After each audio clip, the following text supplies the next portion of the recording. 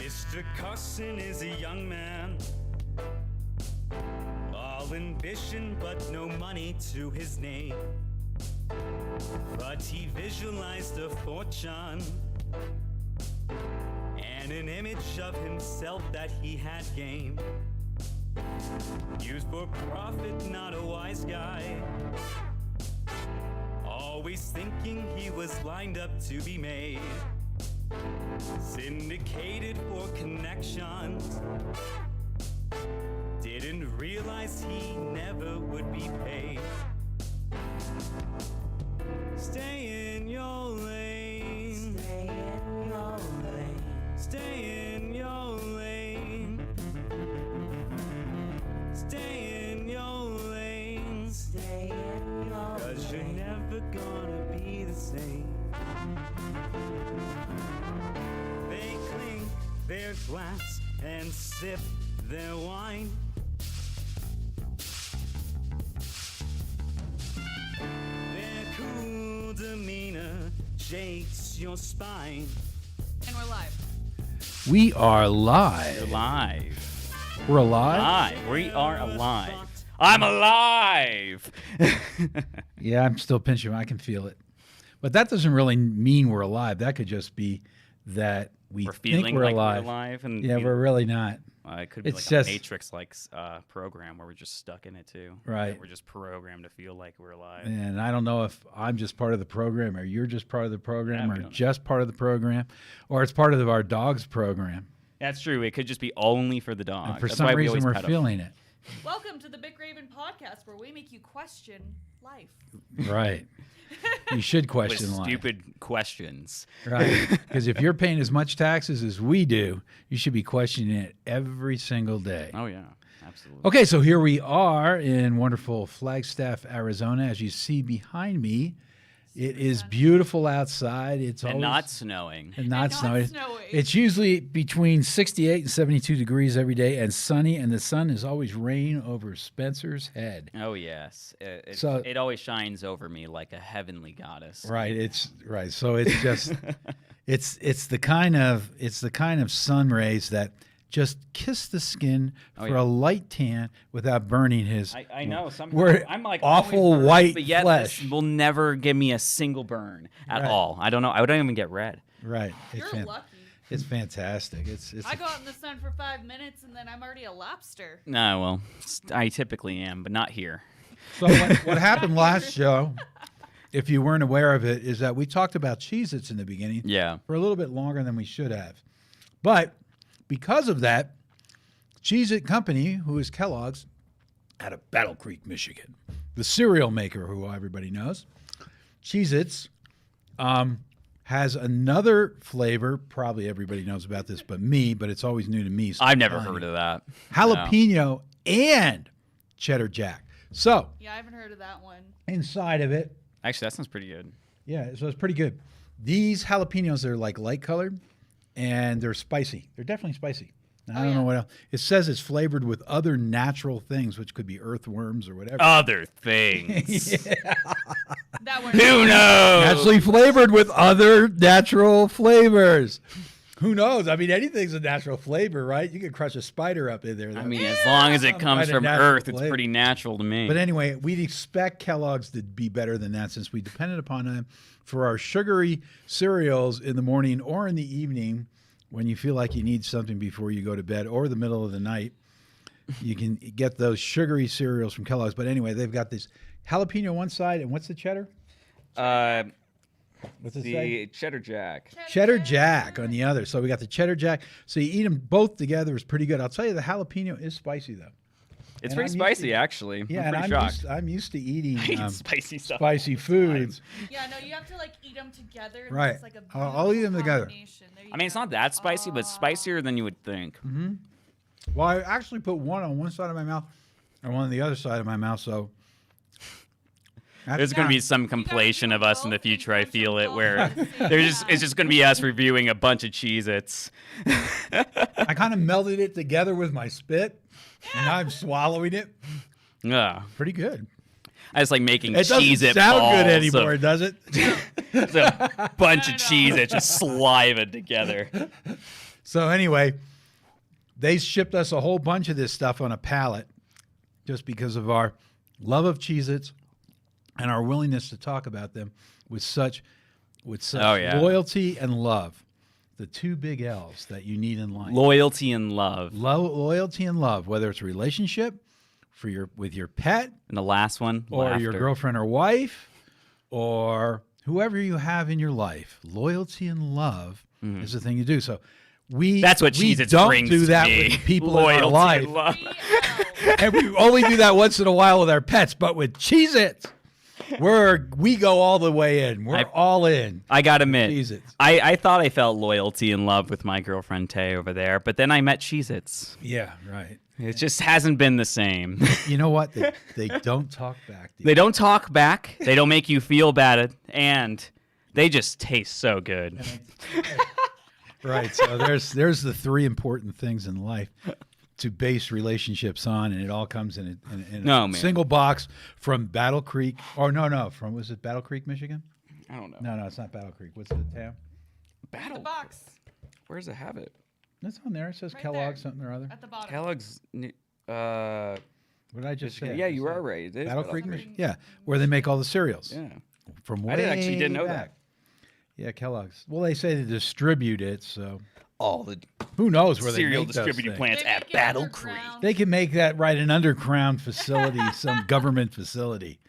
Maybe there is. That's where they're hiding it. Oh, or it goes back to my theory from the last pod set where all the Cheez-It liquid is in the inner core of the earth, and they feed it out somewhere in North the molten Dakota. talk. I forgot about that. Well, Yeah. haven't you guys seen their commercials? They're always in a testing lab, so I mean, it only makes sense. Right. Well, if you think about what they have in North yeah. Dakota, they were tapping all that for oil, for the gas for oil, right? And making, but Biden he just stopped that for whatever ridiculous reason they decided not to do it. Then they do it, then they don't do it. But they all have their politics. Jesus is But outside of the politics, what they've really been doing is they haven't been doing any of that. They've been drilling all the way down to the inner core of the earth and getting the liquid Cheez-Its at 5,000 degrees Celsius, bringing that up, and then that's piped over to Battle Creek, Michigan, where Kellogg's makes the Cheez-Its and all different types. That's secretly where the fondue fountains are made. Right. All right. Well, if you like Cheez-Its, Yes. you want to write the Biden administration and say, don't stop the North Dakota stuff that they're doing over there because you might not get your Cheez-Its. Who makes Doritos? And that's a scientific fact. Isn't that Lay's? Does Lay's make Doritos? It must be Lay's because you can get like the Frito, the Yeah. Lay's, and the Doritos in that. Like, That's the only combo true pack. competitor to Cheez-Its for me, is Will you adjust Doritos. your Really? mic just Yeah. little Such a bit? different thing. That's I know, but it's the only corn chip with- cheesy, That's it. potent thing. Oh, potent. A lot of salt. Will you adjust your mic a little bit? No, it's too close to you.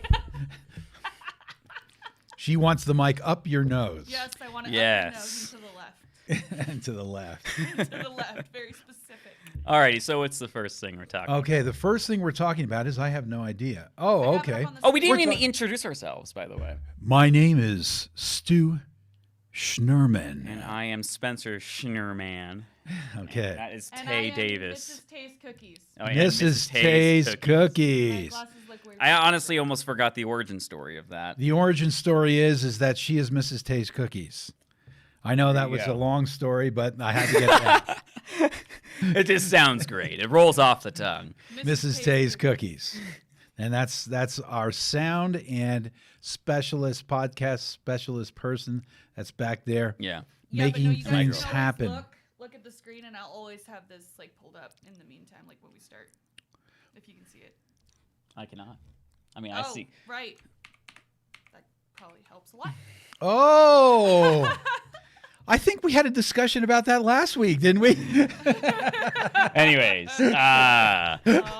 Uh-huh. intro. Who are we? Okay. Who are we? Or who we are. Okay, so you want to tell them? We are a video production company and music production company. We are Bick Raven Productions, and we make all sorts of work in cinema, music, making websites, any type of creative work, honestly, and expanding our avenues. We get hired for that and make our own shows. Yeah, so when we're doing our work, we go out and do commercial work on site for people for all different types of adventures, whether Yeah. trying to put something on a website or do training Yeah. and things like that. Anyway, and of course, in our commercial work, we can't mention who it is or their names or anything like that. So we always have to talk in the general speak. But we did a commercial job this last weekend. Yeah. And we were over there, and the That was great. The one guy that was there happened to be, because you have downtime, you're switching cameras, you're doing different stuff. Maybe somebody needs a break or whatever. So you're just yakking too. And we were talking about a little bit about movies and other things. And this gentleman brought up Ed Wood. Yeah. And Ed Ed Wood, of Wood. course, Yeah. is a director from the 50s, 60s, 70s, and there's some information that's him. about him. That's him. Hold So on, I don't have it on the screen just yet. I'm just trying to get it so you guys can see it. That's good there. okay, And then let me. you're gonna put it on the real Now screen they for He looks very For the people? stereotypical 50s There guy. we go. All right. yeah. He's got a dent in his forehead, like somebody took a All right, you can. somebody took a heel. I'm gonna use my mouse, okay? Yeah, you can. They took see the heel of their mouse. shoe right there and went, yeah, bang, yeah. I don't know You if they can see the mouse, actually. Or maybe. They can't see the mouse. No, But if you okay. look Maybe- over at the profile picture, that's what, or the. Yeah. Right. Definitely, though. So they can't see the mouse, okay. But in the middle of his forehead, between his eyebrows, is his third eye. For anybody that It's that- starting to that follows succumb. It's Buddhism, sinking in. It's sinking in, so it's showing up. So he was getting The eye will at that pop point. out. At that point, he was getting deeper and deeper into his weird spiritualism. Anyway, Ed Would Wood. make sense. Ed Wood made a whole bunch of low-budget films. Oh, yeah. And the one movie. And he made pornographic films, it says. Look. Well, we know that. I didn't know that. Yeah. Oh, Well, I see they it, weren't yeah, that hold on. pornographic, but Right there at yes. the bottom. They weren't that, but I'll get into that. But Ed Wood made a lot of B films, and he was known for his one take. In other words, he would take, cut, next thing, take, cut. And his films, you could see they had all that kind of lack of effort in it. But part of that is just flat out costs, you know? Yeah. I mean, the guy wanted to make films. And you want to make it quick. His background history as a kid was he used to go to the theater, and he'd pick up the old film cuttings from the theater. Oh. And he'd take those home and he'd collect them. Oh, wow. He really wanted to be a filmmaker, and he went when he was younger, after high school. He went into the military, and he was in the military for the time that you had to be in the military then, and he got out. I guess he was in the regular military, then he was just had a clerical job, and then he got out, so he didn't really see He was much a cleric. on the war. Interesting. Well, so a clerical guy, you know.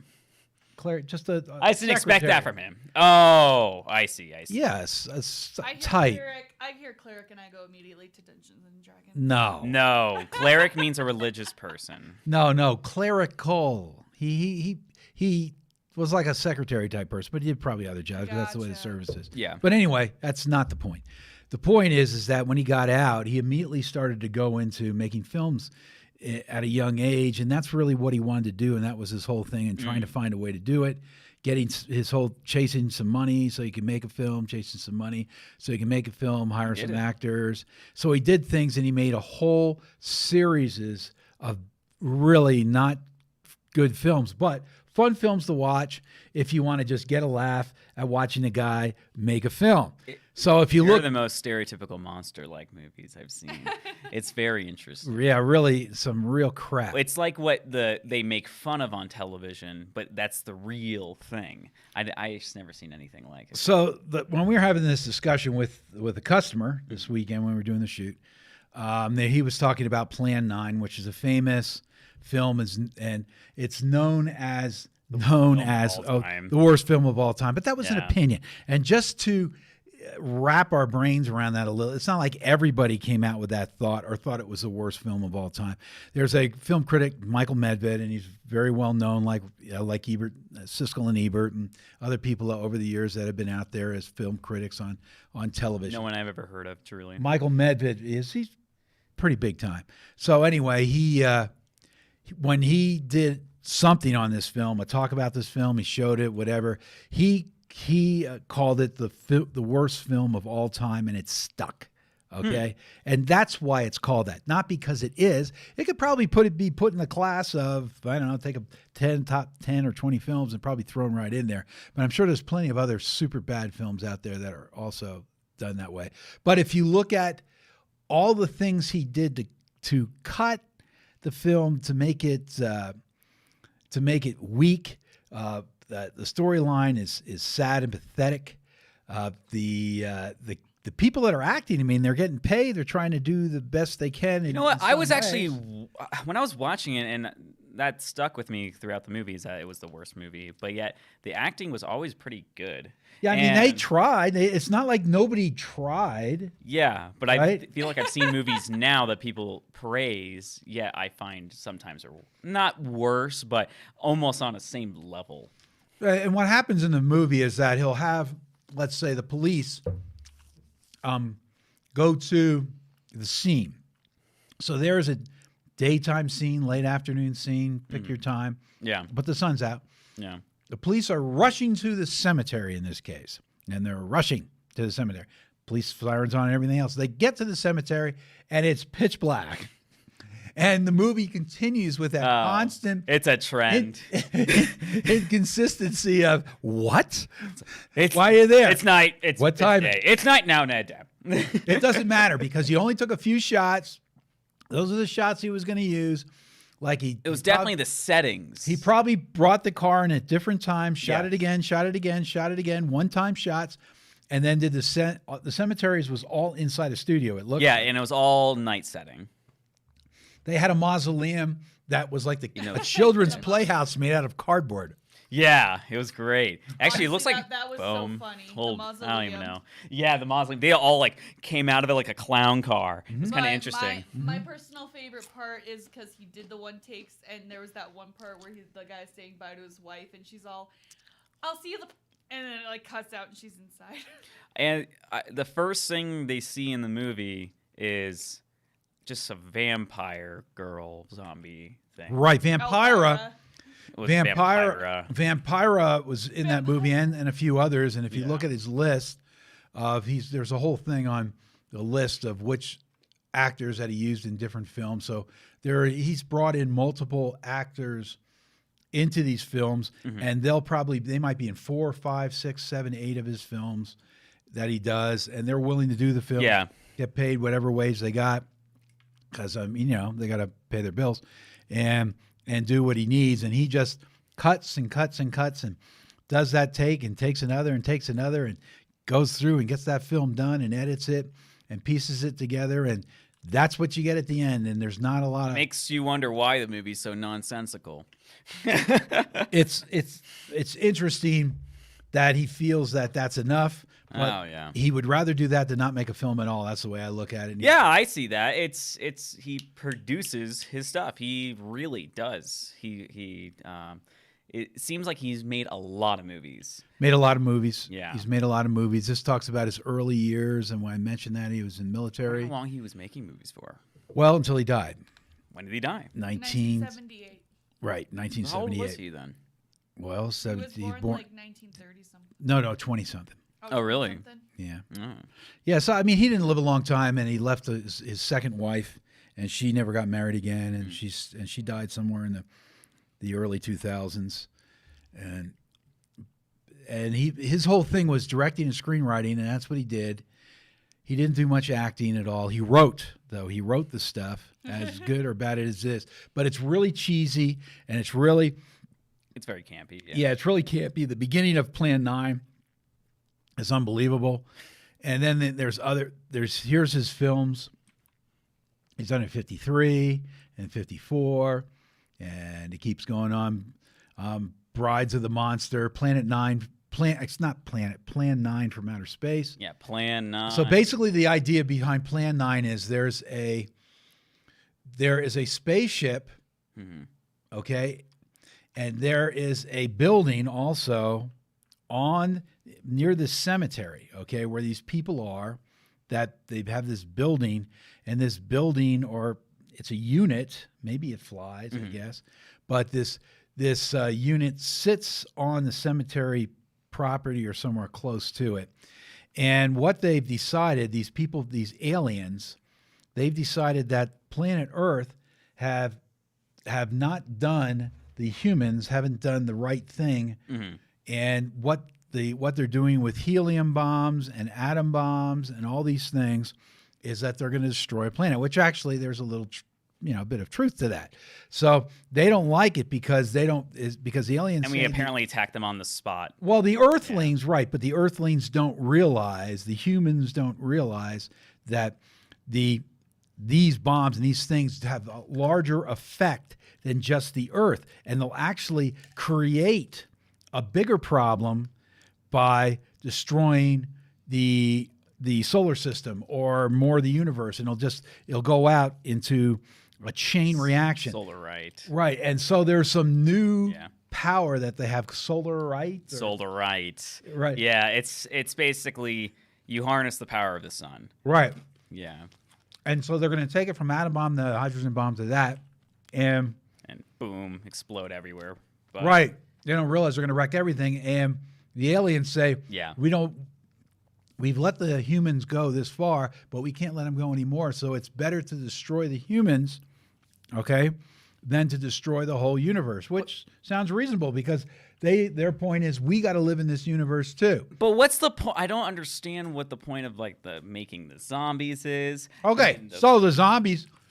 So apparently, they kill people, and they bring them back, and those people like zombie-like people come back, and then they kill other humans. But it's only happening, like they're only killing a couple of people or trying to kill a couple of people within the context of the Hollywood area. Yes. So that's not really killing the whole planet. And also, for some reason, they have, I don't know, I'm going to guess they have a bunch of ships, but yet only one of them is doing something about it. That landed. Well, Ed Wood is smart enough to keep it within the context, and I can understand this as a filmmaker. Yeah. You're only going to make a film and write a film of the things that you can shoot and afford to shoot. Oh, of course. And you don't, well, a lot of people try to take it too far, and they say, well, we need helicopters or we need jet planes, Or 1,000 missiles firing at the air. Right. Just for this 13-second shot. That one thing. Got to have that and spend, It was kind of ridiculous. Dropping $1.5 million on that one. So Ed Wood understood that, and he stayed within the context of what he could afford and what he could do.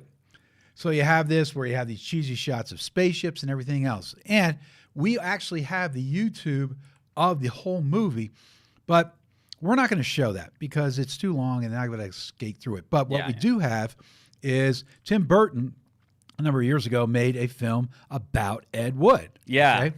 And we have the 3 minutes on YouTube, from YouTube, of this movie of just the scenes and what he did for Plan 9. So, Tay, if you could bring that up and we can show that from the beginning, that would be fantastic. And make sure that it has audio also, please. Yep. All right, just let me know when you need to scrub through it because I have to. No, we're just watching it. We're just going to watch the whole 3 minutes. Watch it through? Okay, perfect. It's excellent. All right. It's so authentic. Oops. The whole thing, please. Hold on 1 second. Okay, now we're good. Action.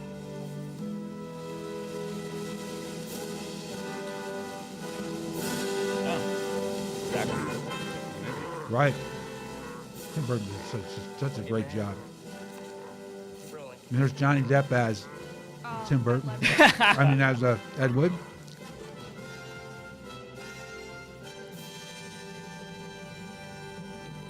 And always watch the Ed Wood character. And there was Bill Murray Oh my gosh, it totally is. playing the head boss. That's an alien. That's an alien. Yeah. I love it. That's the joke because everybody knows it's Bill Murray. That's an alien. What plan will you follow now? Plan 9. Plan 9. Ah, yes, Plan 9 deals with the resurrection of the dead. Everybody does. Long-distance electrodes shot into the pineal. Oh, I'm just saying Bill Murray looks almost exactly like the guy from the movie. It's kind of crazy. You know, maybe Oh, you gotta guys listen to were this. right. Plan 9 is a good title. I want that lightning, I want those 2 explosions, and I've got to have more shots of the military. Right. He's always so enthusiastic about everything.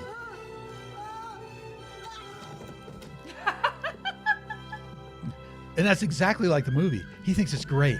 He's watching like, this is great. This is great. And look at how they do it.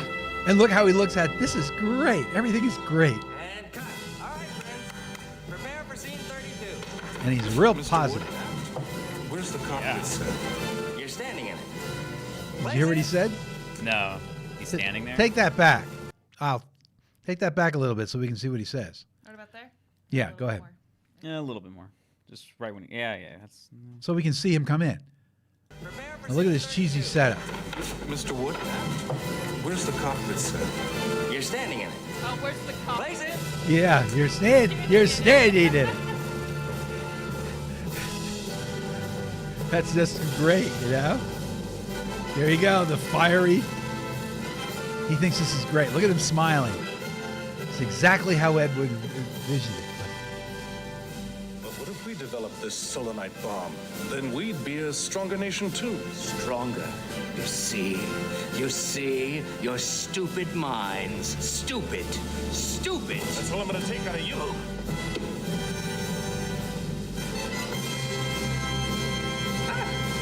Cut. He just like, it's great. You know? Great. I couldn't do anything better than that.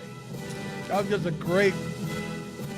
And this, he does this guy. My friend, we are all interested in the future, for that is where you and I are going to spend the rest of our lives. And remember, my friend, future events such as these will affect you in the future.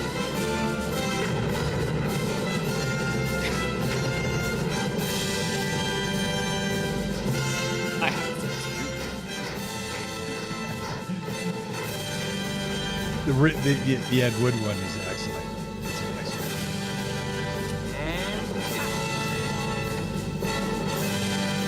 That's a wrap. That's a wrap. Yeah. It's just like, Like, wow, yeah, just looks keep it there. great. Don't play anymore. So, the Ed Wood character and what he did and how he directed, he was like that. The Johnny Depp is really, really good. The sad part is in that movie, the story about Ed Wood is his relationship with Bella Lugosi. Who's And Bella Lugosi? Is that the vampire? that's the girl? vampire guy. Yeah. Ah. So he was in The Guy. He was in 3 movies with him. Of course, Bela Lugosi was the original Count Dracula in the movies. Mm-hmm. I had a lot of parts. I thought he was a heroin addict. That's the way it came off in the movie when I saw the Ed Wood movie. But it seems like he was an opiate addict and a pain reliever addict for other reasons because he had horrible sciatica What does that mean? Ooh. in the back of your Your spine sciatic and your nerve. back, and it runs right down your leg, either in the front or the back or both. Oh wow! And he made films while doing that. That's crazy. Well, that's the way it was for the vampire dude, you know? Yeah. And he got older. He's just older, you know, and medical science was as good as it was, and he probably didn't exercise and whatever, and other health reasons. But regardless, he had some issues and health issues, and Ed Wood, the actual Ed Wood, was became friends with him over time, and he was in a few of his movies. So there's a lot of things about Ed Wood. Ed Wood, there's a shot, and I didn't even point it out in that 3-minute thing, but he's wearing Angora, and Ed Wood is a transvestite. His What? mother, yes, and it shows up in the Ed Wood movie. But Ed Wood's mother used to dress him up in girls' clothes all the time when he was a young boy. Oh, I see. So he kind of liked it and stayed with it. And he used to love the feel of Angora on his body, soft, silky Angora. So he would wear it different times to make himself feel good. Whenever he also wear women's underwear underneath his clothes a lot of Nice. times. And one of his worries when he was in the service, that his worry was not that he would get shot and killed, but he would get shot and live. And when they tried to fix his wounds and stuff, the medics, Yeah. they would discover that he was wearing women's underwear underneath his clothes. That's what he was afraid of. Well, everybody has those fear. I mean, you know, because he doesn't want to be found out, right? I mean, think about the times too. Yeah, I guess so. Late 40s. So I have nothing to add. That was just no, it's interesting. nothing to I mean, this is real stuff. So that was wild. you have this character, Ed Wood, a real person who made all these films, all kind of B-rated, just got stuff done. But there he is. He's dead. He's been dead for years, and we're still talking about him. So he made a dent one way or the other, and there's a few things. So anyway, Plan 9, if you've never seen it before, you can watch it on YouTube. Or what did we watch it on? Hulu? No, Hulu. Pluto HBO. TV. Wait. Oh no, was sorry. Hulu. Pluto. Pluto TV. Oh, Pluto TV. which is also free. Yeah, Pluto TV. It With was free. commercials. Yeah, it has commercials. Yeah, but there was only a few commercials in there, and it was like every, I don't know, the movie is like an hour 10 or hour 12, and Hour and 18, I think there was yeah. like 3 sections of commercials, and that was it. It wasn't a big deal, but it's definitely worth taking a look at, learning about Ed Wood's life, because he actually made a dent in filmmaking, because we're still talking about it, and it's because he made so many films, and a lot of the people who are actors in those films were actually some decent actors or characters that you would know from other scenes and other films that are out there. And so we move on, but Ed Wood is very, very interesting. Watch Plan 9 from Outer Space. So, when we've been shooting recently, one of the cameras that we have that we shoot with Panasonic S1H had, when we bought the camera, and if you would bring up the mounting device on that from B&H, bring up the first picture. You're on the third picture first, so people can see what we're looking at. That's how you take an S1H and rig it up with a matte box and cage handle and everything else. And we have that kind of system so you can have a follow focus on there. Yeah. And it's easier to use. A matte box is for keeping light out so it doesn't reflect into your lens the same way. And the cage allows you to hook all kinds of things to it, like monitors and other stuff. Put those pipes down below so you can hook other things to it. So the cage gives you all that. So you can buy these packages right now. Actually, that's a pretty damn good price for that. That's not bad. If you're a person that's out there that's never bought this stuff before, you'd say, wow, that's really expensive for that. But it's not. It doesn't come with a monitor either for that price. That's just showing that. But there's your piece.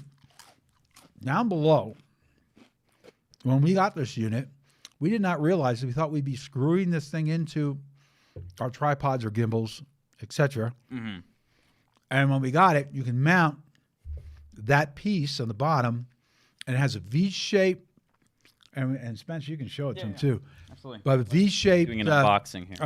a V-shaped piece that you can slide it right in and click it in and click it out, and you just slide it in. So you take it off a tripod, you put it on a gimbal, you get another piece like that. But we didn't have the other pieces. We just had the piece for this because it was for our tripod, and we actually are using it right now. So we got a few more of these that we can use on our, because we got more than one camera, multiple cameras, so we can use on other cameras. So we have There it is. one of them. So what it is that we take it, you can show on the camera, Spence. So this one locks in, and then you push that button and it comes out. Just releases. And this is the part that attaches to the camera itself. So that way it can be completely mounted to any type of device, and you can have multiple of these, and you can easily flip and swap on the go anytime you need it. And it's really secure when it's on there. It will not budge. Actually, this one's feels even more tight. Really? Yeah. I don't know why. Here. Yeah, so these pieces, we're going to be doing, we got a couple more of these, and we're going to put them on. Once we're assured that we're going to put it on one thing or another, we're going to attach all these things to our gimbals so we can slide it right off a tripod, put it right on a gimbal. And a gimbal, in our case, is going to be a glide cam style, fly cam style unit where we can go out and rig and do balance shots with a jacket. And it's super good way of shooting, but that way you can easily get it on the tripod right away. Boom, boom, boom.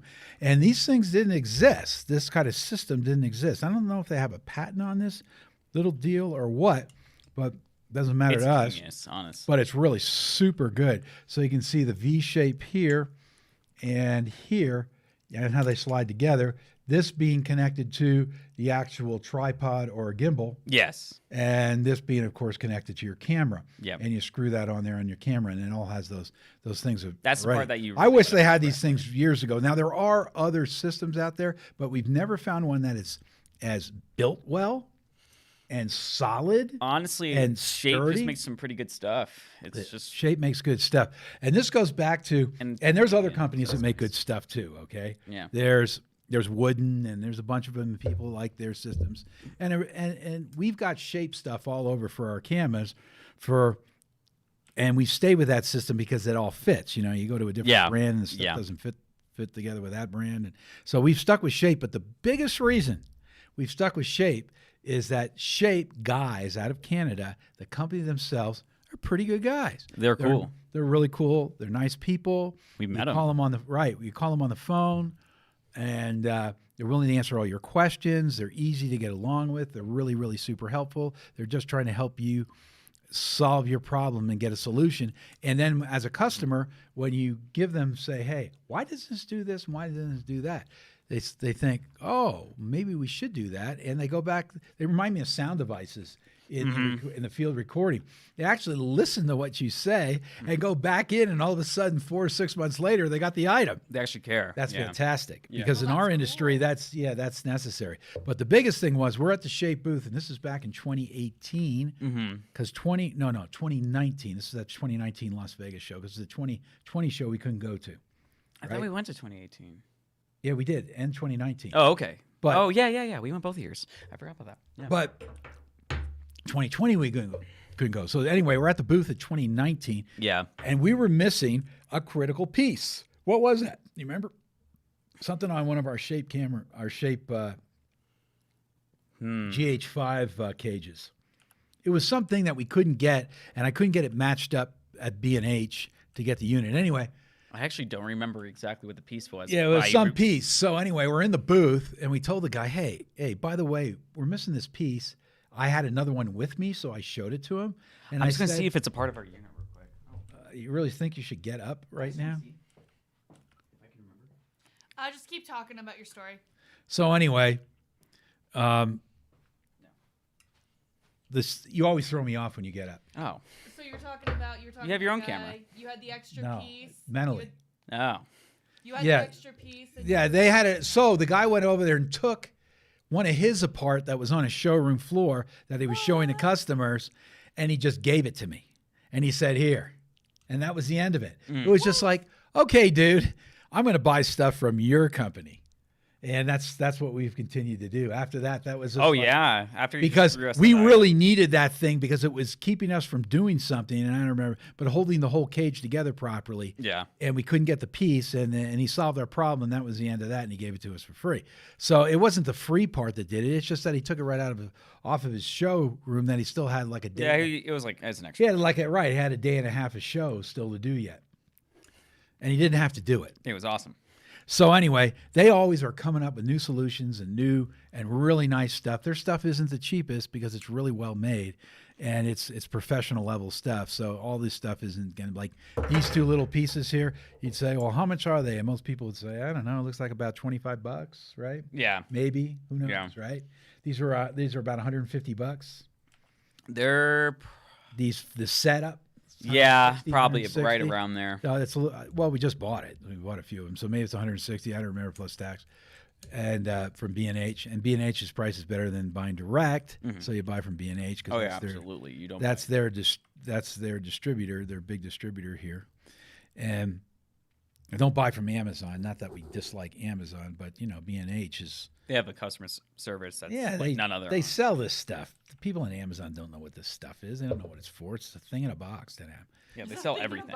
That's all it is. They Yeah. sell boxes of shit for money. Yeah, that's all they care about though. Right. They just move boxes. Mm-hmm. They're not. Thus the term box mover. Where B&H, everything is, oh, it works like this. When I called Yeah, them they're up, really salesmen. they sent me a wrong size one the other day, and I just had to return it. Yeah. Because it was like a mini version of this. Yeah, we got the little wrong one. size. We got the wrong Which size. I believe this picture is that mini version. No, that picture is the whole thing. No, it's not. Look, because you can tell the release lever is that same exact pushing. No, that release lever is that one right there on the S1H. That's the big block. Because that in the back is the release lever on the push-in. That's a small version. Yeah, but While this one see has that a block? side one. You see that block here? Yeah. Yeah, I don't know, but that is can't what do cursor. So are you talking about the part that says shape on it? It's right above that. It's like a little tongue. he's talking about. The little red The part, little red piece right above the shape. and he's saying that the one we have is on the side, just like this unit. Yeah. Okay, just like this unit, because they changed it since that picture was done. Oh, I It see. used to be that way, but it's big like this. That one was big like that, not little. But anyway, we had to return it, and B&H always, they take things back and they fixed it, and they put me on hold forever to talk to Shape to find out what the real part number that they really needed. I mean, they are camera people, and they are people that are in this industry. And then when you start talking about things that work, I was talking to her about how we use our lenses and how much we love our lenses. Oh, yeah. The Panasonic, and how the color. Our lenses are great. The color is great with the Zine carbon fiber lenses, the new ones that they got on the market now. They're prime cinema lenses, and they're really, really, really good. Yeah, It's just like, they're excellent. It's so surprisingly good. So anyway, back to this is a great thing, and anybody that has a camera and mounting, and the reason I got into this and mounting on a tripod with a normal plate and going to a gimbal and wanting to make it easier for them to get on and off. This little setup here, you can put on all your cameras. Oh, it's so nice, and you can swap to a gimbal. You can swap to You can put tripod. this if you have Canon or can you have different easily ones. dismount your camera if you need to put, let's say, a matte box and adjust it. Anything like that. So nice. Right, we're going to end up, using these for all and getting extra plates and things like pieces like this. We got another one of these for one of our gimbals coming in on Monday also. Yes, we do. So because we were missing the one piece that we needed, because of course they sent the miniature that I just mentioned. So that's the excitement about Shape, and not to prolong it any more than that, but this is such a difference maker for us in shooting and time and effort. You don't have to take the damn screwdriver out and unscrew it and then try to put it back on the plate and stick it on there and make it stay and get it straight, and you just slip It'll on and literally off. save Boom, us boom, boom, boom, boom. Gosh, that's More gonna make than it so much 30 minutes in a easier. shoot. Right, so we'll be attaching and probably getting a few more plates and attaching things to each gimbal as we go. And I really think we've got these over the shoulder. I don't know if you've ever showed. You want to grab one of those? I'm asking you to get out of your seat now. That's even fine. though I just complained about it a minute ago. Grab which one? A shoulder mount unit. Like, Do you want me to show it on here too? They have a picture. are you sure they do? Yeah. 'cause No, I no, got no, here- no, no, not Shape. This is GlideCam. This is our GlideCam shoulder mounts. Gotcha. Nah, that's different. Gotcha. Now, we don't do those. We got handles and I stuff, but didn't we show don't it. do those. They didn't see it. They're just looking at you right now. So this thing here, we've also had, there's a plate that goes on right up here, okay? Yeah. So you put a plate on this one and you screw it on there. This would be screwed then to this, okay? Right? Yeah. That would be You got the screwed to pretzel there. container in the And way. then we take the camera, which is on here. Oh, make sure Okay, that yeah. they Why can don't hear you you. move into Oh, I'm sorry. There you go. Perfect. Sorry. This? No, you're good. Screwed Okay. in to this. Yep. Right, that's screwed into there. And then you slide the camera in. Yeah, jingo, snap ya, and it's in there. And you can feel how, and you probably heard how solid that is. That's super solid. Yeah. With a really nice, well-made mechanized lever here that will release it. And that way you can set your camera in here. But this little unit here, have you ever shown this? Oh, We've got a little bit, we've not got a much. couple of these things. Go ahead, Spence. Well, this unit is truly a monopod, first of all, and you gonna then stand? a shoulder mount. Oh, first, Hold on. you can probably get the idea of how it is a monopod. Hold on. No Okay. one can see. No one can see you because of how the camera is set up. Oh, don't move the camera. Don't move the camera. He'll move. I'll move. Don't move the camera.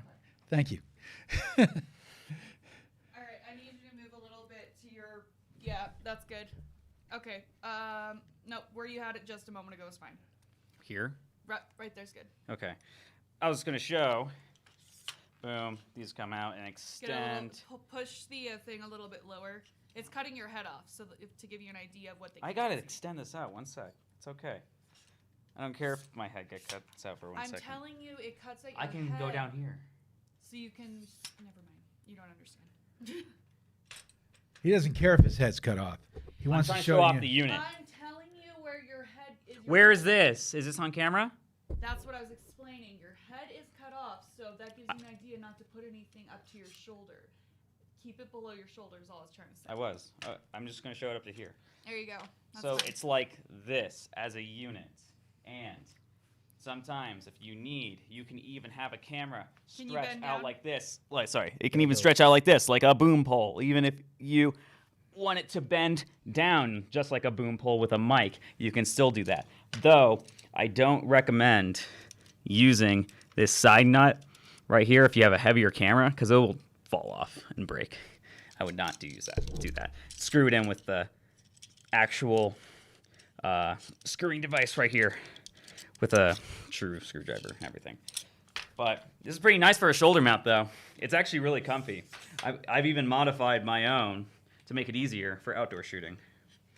When I added foam to this part of the unit, so that way it won't hurt my shoulder, and I can have it out even farther and balance it with the back end of here, because this is pretty heavy back end, but it's only about, I don't know, how many pounds do you think this is? Your audio's fine. You're good. Just Oh, that's about 5 or 6 pounds. Yeah, exactly. Oh. So you need it to be sticking out and extended farther, so that way it can distribute a camera that's probably about 15 pounds or more. Yeah, that Glycam mine is it's got this aircraft aluminum, so it's super sturdy, Very super light. strong, but still light, and just it's made so well. One thing you can do, and you can hold it as a monopod and do longer shots. All you have to do is wrap a couple of sandbags around the bottom to keep it stable, and you can stabilize that thing. And honestly, because the bottom and how it's shaped, it's pretty easy to hold without wobbling around that much. Yeah. So our picture is taking like some of our, and that's called an ultra shot by Glidecam, and is to put a plate on there, stick one of those on there, and you can move it to the ultra shot tripod. Exactly. Just put it on all regular all units at gimbal with a jacket. You can put them on a lot of different units and move from thing to thing to thing, and that changes everything when you're trying to do a shot. Because a lot of times when you're trying to do a shot, sometimes the moment is not a long moment. It might be like when we were walking around the zoo, and we're trying to get shots of the zoo, and we got somebody walking in front of us. You got a zookeeper, and you're interviewing and everything like that. You don't have a lot of time to say, hey, I want to switch it out. And nobody's going to stand around and wait for you to get a screwdriver out and start unscrewing stuff. Yeah.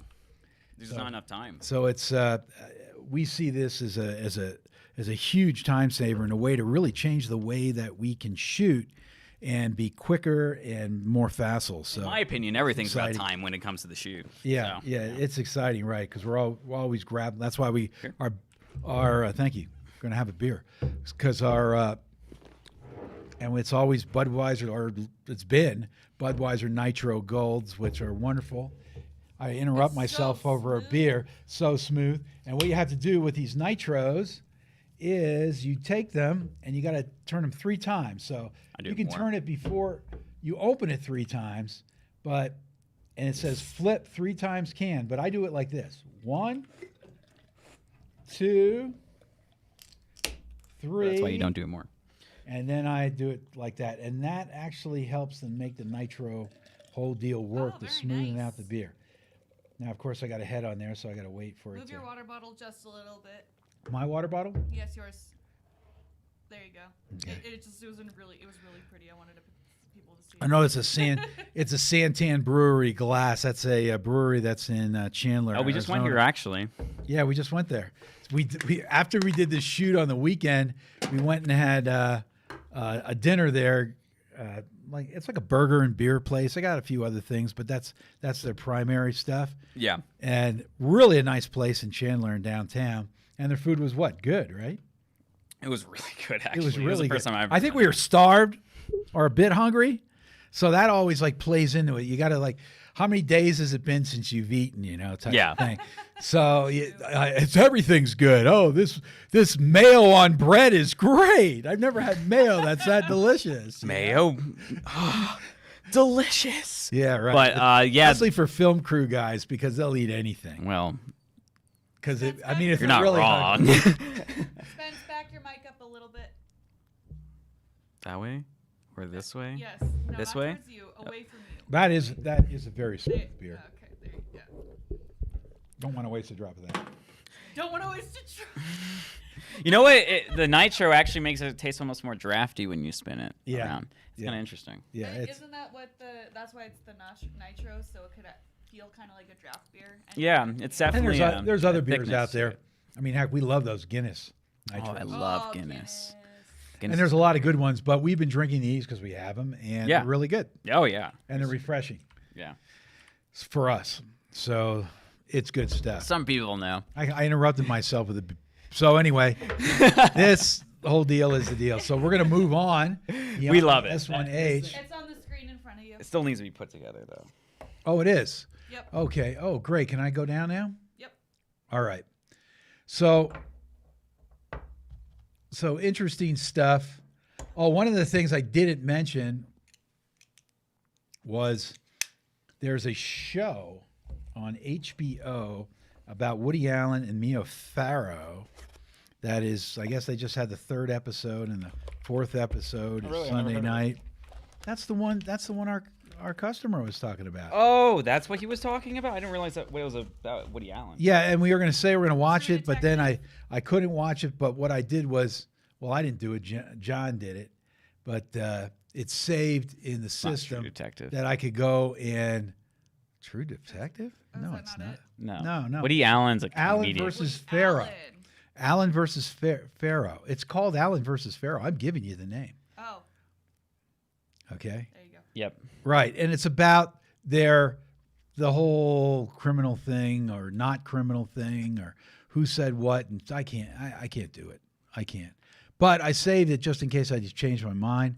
But I don't personally watch that thing. I'm not saying it's probably well made and it's probably interesting. They're usually slanted, but I got a lot of other stuff I got to do. I mean, a lot Yeah. nights trying to just make music and just do other stuff. It's just we got more stuff than sitting around and listening to these two rich people moan and bitch at each other. Because when they're dead and gone, they'll realize that was a huge waste of time. So for me, if they're going to realize, and I think they're going to realize it's a huge waste of time, what is it for me? So I don't know. I'd rather watch Plan 9 from Outer Space. Yeah. Because at least we get a good laugh, right? Oh, I loved it. Yeah, Honestly, it it was was a great. great time. It was great. I got bored a couple of times, but I was just like, But I wanted to mention that for those people who like sleuthy stuff and kind of stuff that they're really digging into some nasty dramatic crap. Apparently this is well done. It's pretty good stuff. really? HBO, So I'm going to get into your neck of the woods, and one of the things that we did, we have customers that want all different kinds of stuff. Okay? Oh, yeah. And one of the things we always try to do is insert some type of music track underneath, especially with commercial work, and it's going to be all different types of music depending upon what we're shooting. It's Yes. a different feel. It could be orchestral stuff. It could be a string quartet. It could be rock music or something that's just pumping from old rock and organ music, or it could be all kinds of things. It's whatever fits the bill. So in this case, in this shooting this weekend, we were told not to make music for this because they felt that it would do much better without music, which we said, okay, that's fine. But in our heads, we thought we better try music too, just in case it might improve it, because Yeah, you do both. it adds a balance. Because I don't care how brilliant you are or how interesting you are, all of y'all, including us, are somewhat boring, or more boring than you somewhat. So we're only so interesting all the time. You got to, juggle and do other things. Yes. And you're still not that interesting. So what happens with those type of things, you put music tracks underneath while they're talking about their business or how they manufacture a product or whatever it is, and it keeps it going. It kind of relaxes the subconscious and allows your brain to, listen to it for a longer period of time. And that's pretty much a staple of most things that are out there because that's just the way our brains work. And so we decided that we better write some music tracks. So we sat around and thought, well, this is a very businessy, one person talking from different camera angles about a very serious subject for about 3 to 4 minutes. Am I correct on that time? Yeah, 3 minutes. 3 minutes. Okay. Yeah. About 3 minutes. Okay. So here's the thing. Okay, what kind of music do we want? So I came up with 3 different themes, but I wanted to keep it within the context of a little bit more serious music. And so I came up with this is called I think I have it under Steve's or something like that. Yeah, theme. I have it. Okay. I got it right. 1, 2, and 3. So that's what you're seeing on the screen right now is the tracks out of PreSonus's Studio One. Yes. And that is my primary recording software that I use. Now, I do not use their software synths at all. I use their effects. I use the background mixing tools. I mix down with it, but I don't use any of the software synthesizers because I personally don't like them. Okay, now that doesn't mean they're not good, and I don't have MIDI keyboards that I can use for them because the nice thing about it is they have a program called Notation, which I use for some different things, which allows you to use your software synths and their notation program, so then I can print out sheets from that, so it automatically works. It won't work when I use outside keyboards like that. All I get is WAV files, and that's what you're seeing. All that blue up there and those squiggly things, they're all WAV files of different instruments. Yes. In this case, I want to do something real simple, so I decided I was just going to use a violin, which is a Stradivarius violin sample, and on a synthesizer or a sampling machine / synthesizer from Korg called the Kronos. And I've got a couple of those because I use them in different ways. I've got a shorter one that's only 61 keys. So if I have to go on the road, I can take that with me Yeah.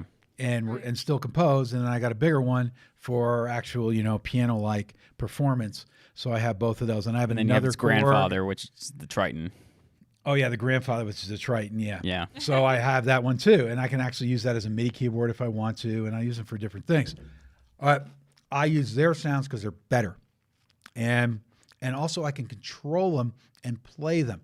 So there's 3 different ones that I did. And which one did you end up picking just to duck under in the music just so we have a second version of this whole I used video we're editing? 3 because it had the most spaciness. You used 3.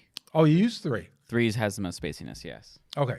So I wanted to do first something that was as serious as the subject, and I did it in D minor. Okay.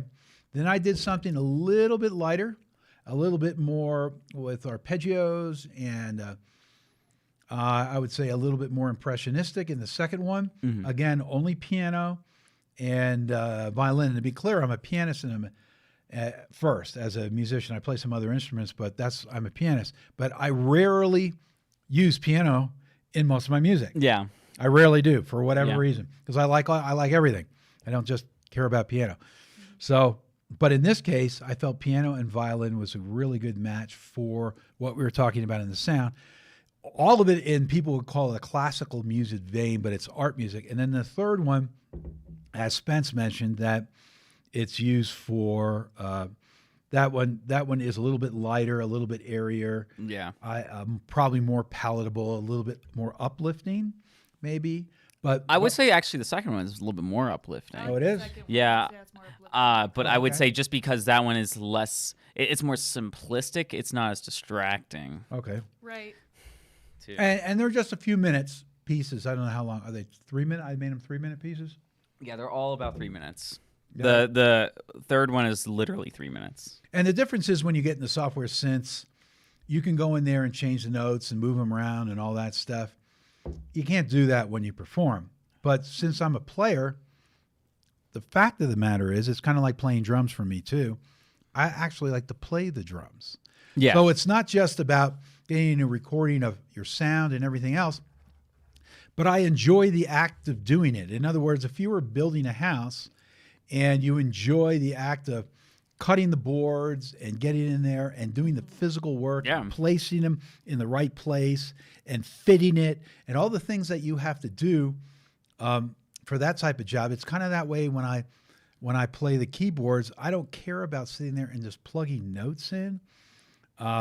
That's a mechanical, robotic thing that, yes, you can get results that way, but I actually enjoy the physical performance of doing it because for you like a to number play of your years, craft. Yeah. right? A number of years, I Yeah. played in clubs and played jazz and all kinds of stuff. So I like the physicalness of being able to do it and get the results. Plus, the control is so much better. So if you play the first one, you'll be able to hear. Okay. Because you've got the sound file for the first one. So those first two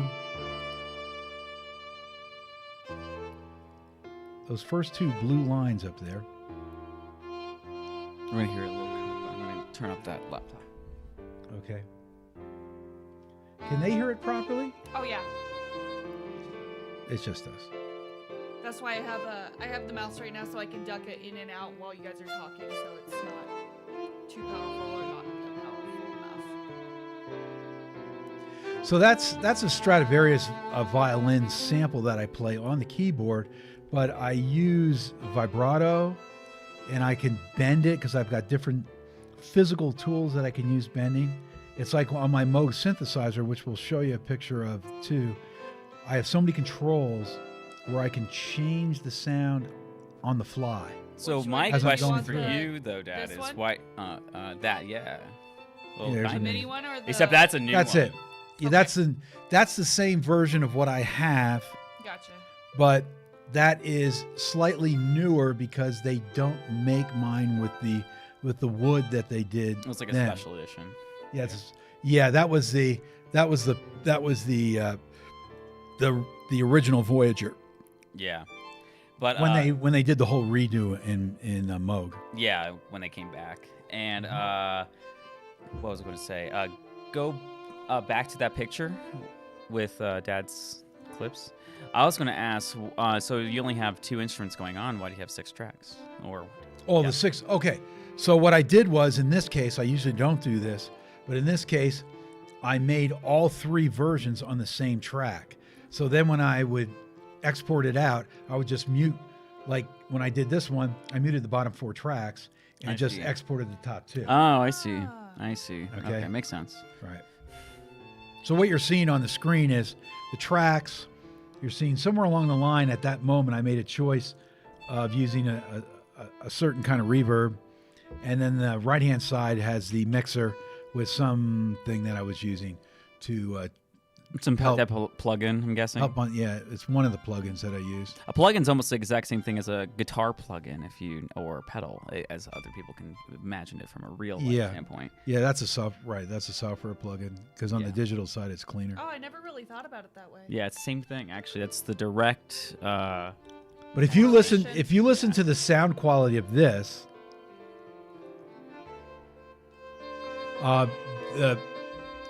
this is all in digital format, so I'm not miking instruments outside of it. In other words, miking a guitar amp, miking my voice, a voice, whatever, and then bringing that into the system so you're having a change from analog to digital. It's all in the digital domain to start, and so the clarity of sound is fantastic. And then you add acoustic-like properties that you get from doing analog sounds. Like this is my voice right now. I'm speaking is an analog sound. Yeah. I'm talking into a microphone, which then goes into a processor, a digital processor, and it flips into a digital, and then it goes through the system and becomes what you hear in microseconds. And that exchange, when you're talking, you're also hearing the sound of my voice in the room. So it's not a dead sound. There's the room, whatever room we're in now. We have a very acoustically strong room here. So the sound is pretty deadened on purpose. It's meant to be that way. And you want to do that in the studio. But in the digital domain, you can absolutely control that. I thought we were and add outside. to it. Well, we're outside. We're outside in our indoor environment. This is like the Truman Show. Oh, yeah. Yeah, we're outside. Wink, Yeah, wink. wink. So if you would play the last one and the one that we're choosing to put in our second edit, Yeah. so that would be number 3 instead, Tay.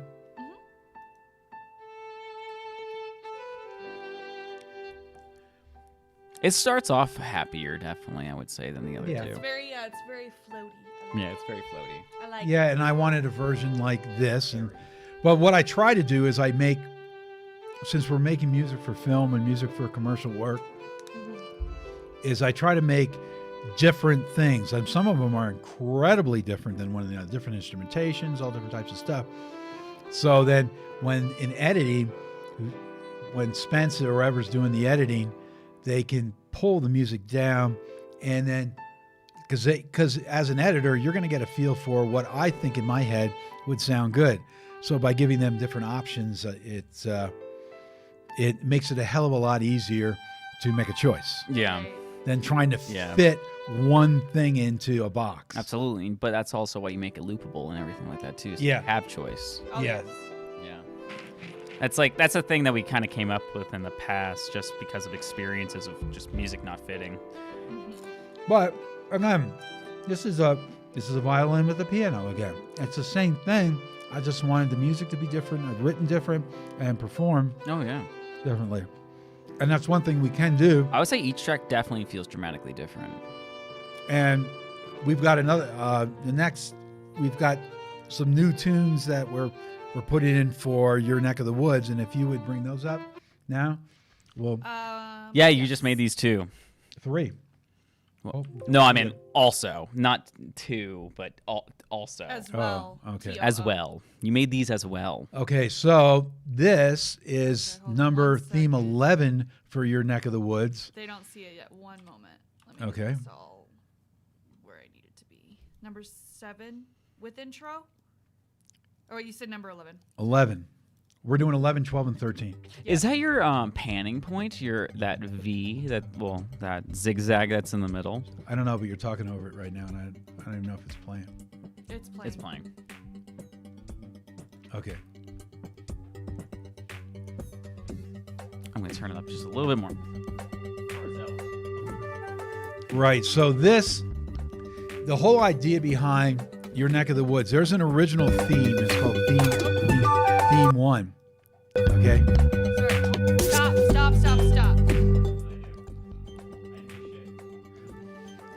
All right, do whatever you need to do. Okay. I just pressed FN in the Whatever you pressed made the desktop audio go like all the way to the top. Oh, well, And I I couldn't told even you figure sometimes out. it affects your audio. Ah, jeez. Okay, we're good now. Yeah. Okay.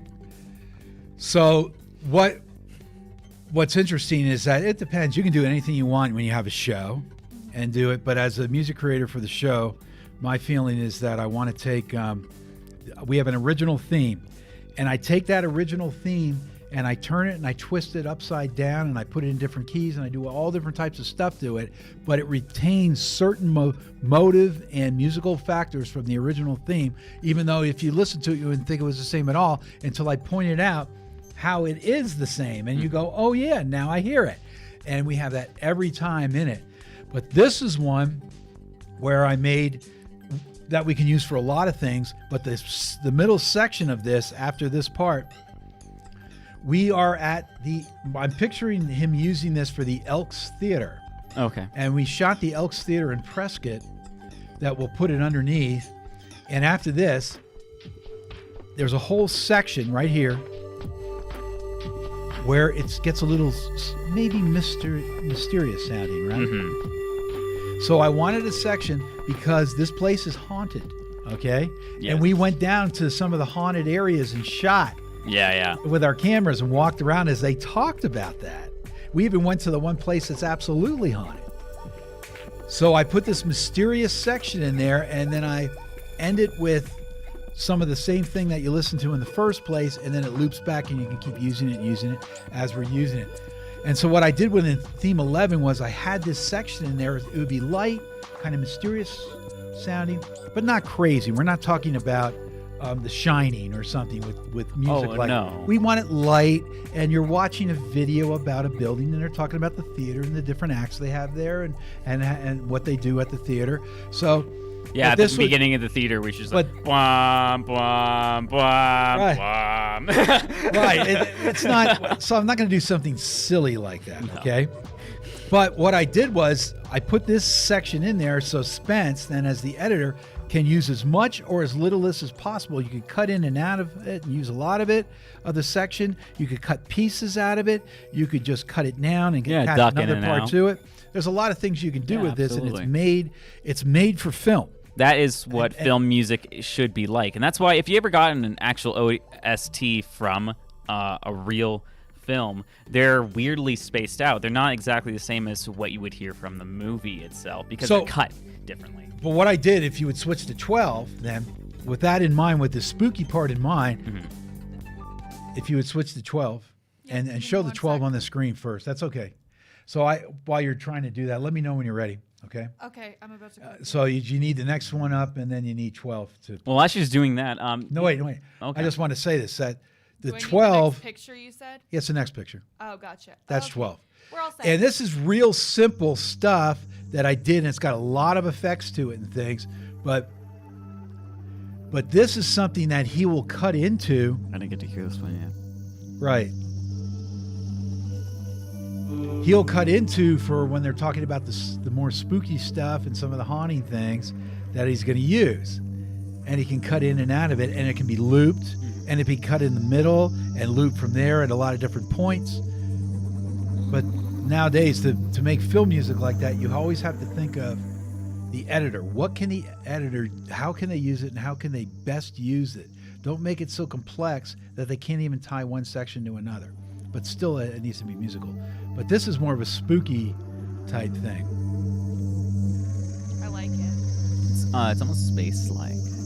Yeah, it's not going to be scary and taking a chainsaw and cutting somebody's head off. Yeah, it's more like mystery spooky. Right, because that's what this is. Because they're talking Like about yes, we have some Eerie. ghosts in this theater, right? Yeah. But they're very nice ghosts, right? Yeah. They're not mean ghosts. They're friendly ghosts. I don't know if they're like Casper, but they're Casper, the friendly Spence. ghost. Yes. I think the word you're looking for is eerie. I agreed. I agreed. Oh, I didn't hear you. Yes.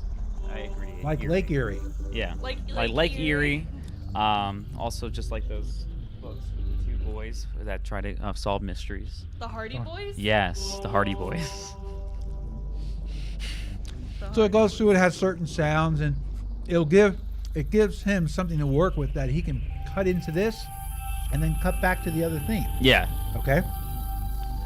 And so that's what we have. And I like it. If you would bring up the next screenshot, which is below this one. Mm-hmm. I like the way you widen this too, so we can really see it. Do you want me to pause the music and change the Yeah. track? Yeah, and go to the number 13. So this was, we have, and I'm still not done with, I've got 3 more tracks to do for doing the zoo and a few others, and we'll use them other places too. And we've got a lot of other tracks to use besides all this. But when we were shooting the zoo, Spence asked afterwards if we could get something that was fun and bouncy. No, wait, don't start it yet, please. Okay. Well, I'll just let it go then. Just let it go. But it's pastoral. You wanted something more pastoral, something that sounded outside and light and feels like sunshine and flowers, that kind of thing. Yeah. So what I did was I wrote a woodwind quintet, but instead of and a woodwind quintet consists of a bassoon, a French horn. Now I know it's not a woodwind, but that's the traditional woodwind quintet. French horn, oboe, clarinet, and flute. So I wrote a piece for a woodwind quintet, but I added percussion to it too, orchestral type percussion, to give it some bounce. So it's light and airy, and as he's editing and putting this into a form with all these shots that we did in the zoo with the different animals and the person talking, it just makes you feel good. Yeah. And that was the whole idea of this one, makes you feel good. And I'm going to write background music, so it's like supposed to be uplifting. Right. Uplifting, but light and not in your way. Absolutely. And that's another key. Unless you want something in the way, like you're really trying to make a statement.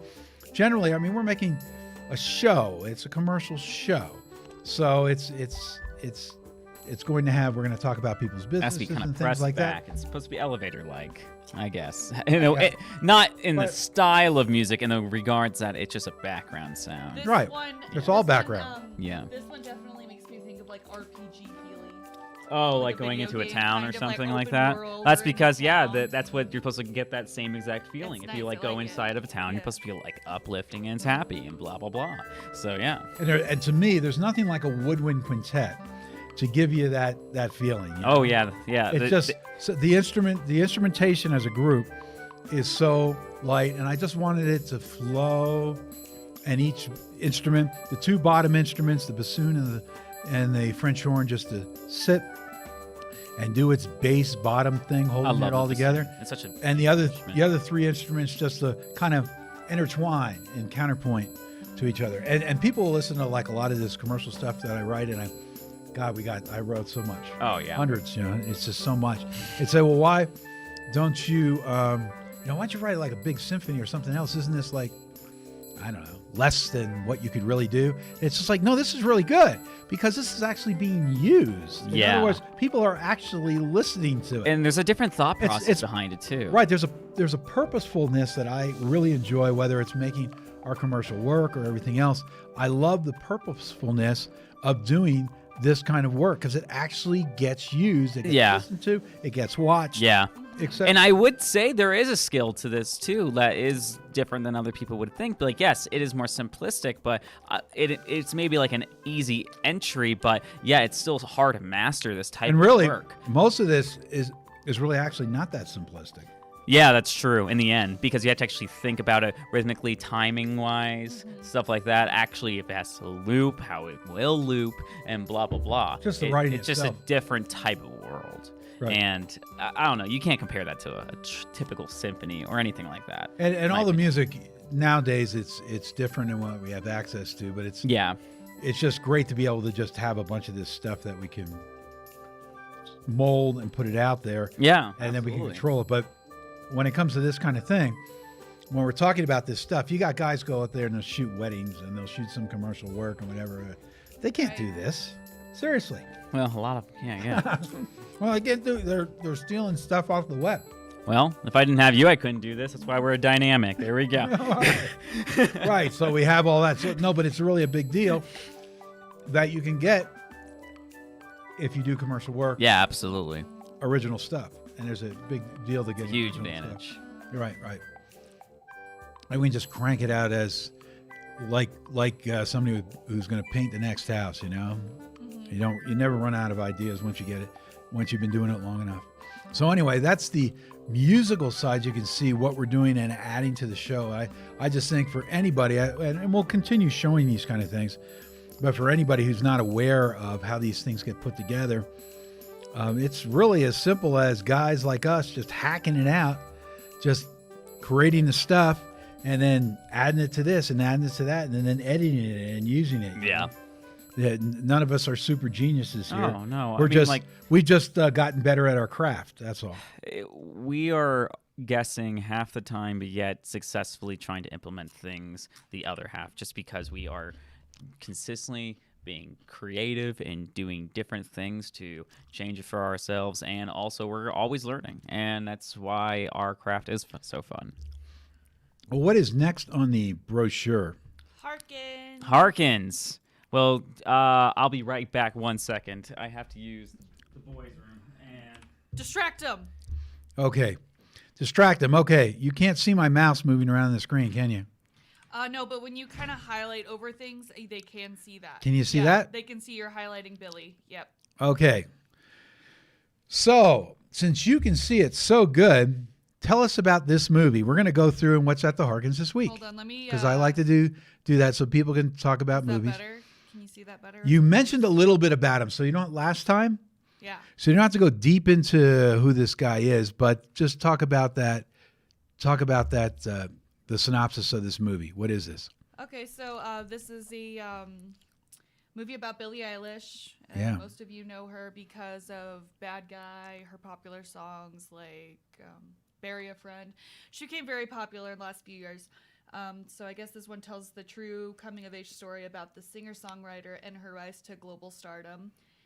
From award-winning filmmaker R.J. Cutler, the documentary offers a deeply intimate look at this extraordinary teenager's journey at just 17 years old, navigating life on the road. How old is she now? She is 18, going on 19. I Wow. think. But she actually started like. So she's like a Britney Spears or some of those that started real young. Right, yeah, no, she was 14 actually when she put out her first album with her brother.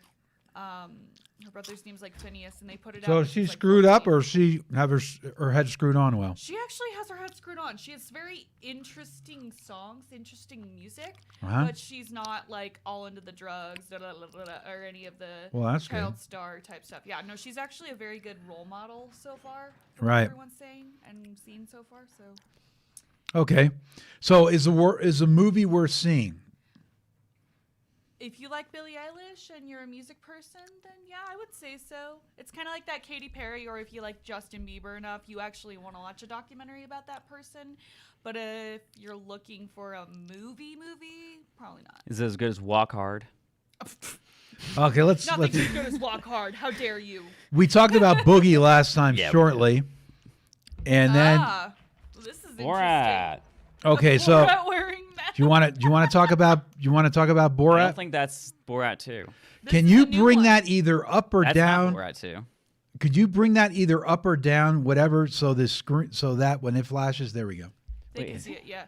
Okay, so Spencer, what does it say? Because I can't read it. Borat subsequent movie film. Wear Wear Mask, Save Mask, Lives. Save Live. It's a delivery of, it says right here, the synopsis. Delivery of, I'm going to mess this word up. So he's wearing a prodigious- mask over his dick. Yes. Oh, yeah, Delivery yeah. of prodigious That way, people, bribe he won't do anything stupid with it. Yes. to make American regime for make benefit once glorious nation of Kazakhstan. Okay, this is the second one. I didn't No, remember this this title. is like one they made during COVID time, Well, right? the second movie, half of it was made during COVID. Oh, so it is this one? Yeah. Oh. I just thought it was called Borat 2, but Well, I'm apparently gonna it's not. move on to the next one, but just suffices to say, if you've ever seen his movies, he's probably better than 90 to 95% of all the movies that are out there. Sacha Baron Cohen is amazing. You should watch his movies. Yeah, so regardless if he offends you or not, okay. Yeah. I would understand. I if would you skipped still Bruno. see the movie anyway, be offended, but see a great movie. The only one that I would say is okay to skip is Bruno, just because it has a lot of gay profanity. up Yeah, in front of Bruno's it. weird. Oh, yeah, we talked about, But we I'd already still talked see about it. Chaos Walking. Is Chaos Walking worth seeing or not? A Yes lot or of people no? have actually said it's really good. Is it? Yeah. Yeah, so I'm hearing things like that too from Chaos Walking. Oh, nice. And now that it's in the Sin 1 theater here, that means it probably is playing at other Harkins, other places. And if In you the can big see theater, too. the Sin 1 theater here, for people who aren't familiar with the Harkins Sin 1 theaters, is instead of just having like the first row of seats where you can collapse it out and then kind of lay back like a barca All lounge, robo seats. they're all nice Nice seats. leather Oh, seats, recliners. big and wide seats. And the too. sound the systems are audio. amazing. Oh my goodness, yeah. It's like almost an IMAX-like quality, but Yeah. it's smaller theater, definitely. It's awesome. So what is this? Come true. Somebody. All right, so some people I've never heard of. That's a Looking new for one. an escape from her recurring nightmares, 18-year-old Sarah, played by Julia Sarah Stone, submits to a university sleep study, but soon realizes she becomes the conduit for... Conduit. Conduit, whatever. Conduit. Can do it! You can do it. Conduit to a frightening I can say discovery. it's right from the Adam Sandler movie. You can are you? do it. Oh, it's Oh, like yeah. it's like this. You can do it. What movie is that? I don't remember what it is. But I never she's heard a of that one. conduit for a frightening discovery. Dreams, twists, and nightmares come true in this mind-altering new work of science fiction from Anthony Scott Burns. He directed, looks like, a movie called Our House that haunts the space between wakefulness and sleep. Sounds interesting. Might be worth seeing. After watching Plan 9 the other day, everything sounds good. You know what? Yeah. It's like the mayo on the bun. The chaos. The and the Croods. oh, that's the Croods. So that's a good. Father. That's just a good movie. I saw the Whoa. Croods movie, and it's really, really good. Yeah. All right, it's called Well The made. Father. The Father. Okay, can you see it, or do you need to move? Okay. No, yeah. Is it about a father or is it about a priest. It's Anthony is 80. Anthony is 80. Mischievous, whatever. Living. Mischievous. How do you say it? Mischievous. Mischievous. Mischievous. Some people do say that. Yeah, I know. Anthony is 80. Mischievous, living That's defiantly some alone, female, and right? rejecting Mischievous. She's like your secretary. rejecting the carers that his daughter Anne encouragingly introduces. Yet help is also becoming a necessity for Anne. She can't make daily visits anymore, and Anthony's grip on reality is unraveling it. As we experience the ebb and flow of his memory, how much of his own identity can go and past? How much of his own identity and past can Anthony cling to? How does Anne cope as she grieves the loss of her father while he still lives and breathes before her? The father warmly embraces real life through loving reflection upon the vibrant human condition. You know what? It sounds The more sad. I listen to you It just you sounds talk about it, sad. the more I listen. I wish you would stop. That's where my brain I goes. wanna stop.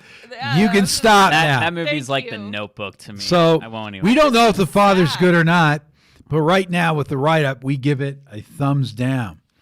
Yeah. The Lamb of God, the concert film. What I'm is skipping. that? I'm not talking about Hold on one this. sec. The Lamb of God. It's a PG movie. Oh, it's a religious movie. It's a It's religious an Easter movie. Embrace the hope of Easter and experience. Oh, it's the an power Easter of the movie. last week of So Christ's for moral all y'all, all y'all who want to go see a Easter film and they feel that It might be a looks good like it thing, actually there you says go. It's a musical. Program musical. That's why it's My favorite thing about Easter is I still like Easter eggs. I like them colored. Oh, Easter egg hunt. If I don't- like the whole idea of Easter, the Easter egg hunting for the kids. So they It's nothing to do with Jesus, right? Well, it's about these on Easter. Well, It's about. I like chocolate malted milk balls. I used to get That is those the- when I was a That's kid. the meaning of Easter right there, Stu. That's it. it Chocolate involves milk the balls. Easter bunny. I get them from and people. Some reason has, as people say, also But I like zombie the eggs. Jesus Day, which is the day Jesus has risen. That's just cynical. Right, But you if know you don't what? want to go into get into the whole religious whatever Yeah. crap Well, about you it know and why just the say, egg, you know why the egg is a thing for Easter. well, it's about spring. It's about It's about spring. It's fertility, because yeah. the duck and the rabbit got together and they No. made eggs, right? I thought it's because If I'm not mistaken, it's like a pagan thing. Eggs. were right, yeah, that's Yeah. it. Yeah, That's so- it. Well, pagan holidays and Christian holidays kind of melded. So, Right, melded. yeah. right. Yeah, I mean that everybody knows historically that whether It's like Christmas is the not even on the day of Norwegians Jesus or the was born. Swedes or the Finns, they had their beliefs, and then the Roman Catholic Church wanted to make everything work. It's the Romans. So they did it. They have it in the spring for whatever reason. Did Jesus, according to the story, really die in the spring at that time? I mean, they just made the Probably calendar not, work. no. They made it It's work. like his birth was not in. They made it work, and they're making it work. So, what the heck? But if you like the story and want to see, it's a concert film, so there's Oh, music. it actually says right here. Rob Gardner's music to the big screen for the first time as audiences are able to see a new orchestration and new soloists perform a work that has been compared to Handel's Messiah and Mozart's Requiem. Witness Lamb of God as never seen before. Okay, so it's a concert film with the basis of the resurrection of Jesus, right? Okay. Yeah, Okay. that sounds about right. Fair enough. Fair enough. The little things. I want to see this movie. This is still on my list. It looks so good. What is Okay, so the little things is supposed to be really good. We're not going to go into it. If somebody talked wants to about go it. the little things, read about it, and then we do it the long weekend.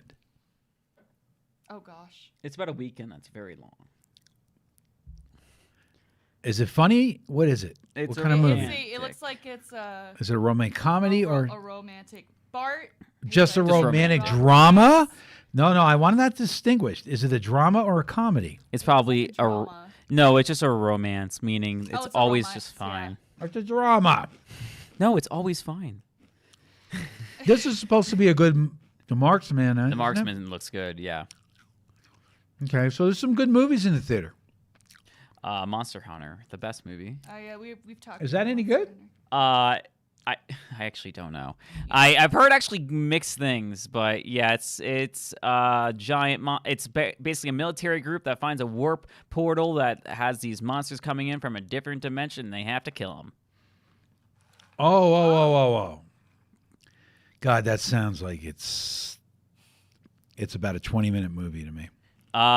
Yeah, they somehow expand it. That- It's actually based off a video game that doesn't have a story at all. So Now, if you want terrible and you want to do a mystery science theater type thing, Tom and Jerry will give you that. In other words, you could sit there and make fun of the movie the whole time you're watching it and enjoy yourself. I heard some cute things, but at the same time, I heard it's horrible. So Right. It's not a good movie. yeah, But it must be getting some play and people going in the. I guarantee you, kids love it because I they've have a never seen quick Tom and question. Jerry before. Oh, okay. So I have a it's quick in question two about Tom and theaters Jerry. and it's in the other. It's in the Sin One theater. Oh Yeah. my gosh.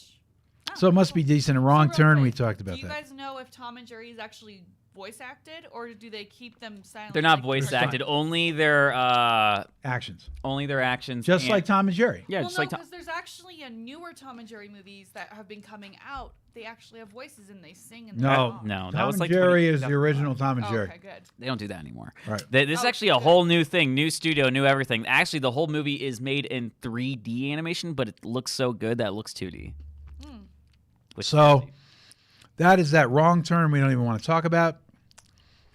And Wrong turn. wrong turn, right. So the next thing, and it's smaller, I apologize for that. But the next thing is the Screen Rant hilarious forgotten 80s comeback movie. So this is what we're going to talk about. Where'd Spencer go? He can't stay. He's got like itchy behind today. Itchy behind, ants in the pants. Ants in the pants Ants in today. the pants. So these are 10 hilarious hilarious. 80s comedy movies everyone forgets about. First in our lineup is Beetlejuice. I completely forgot about. Beetlejuice. I love Beetlejuice. That's my Beetlejuice. This guy is Beetle, and that's his juice.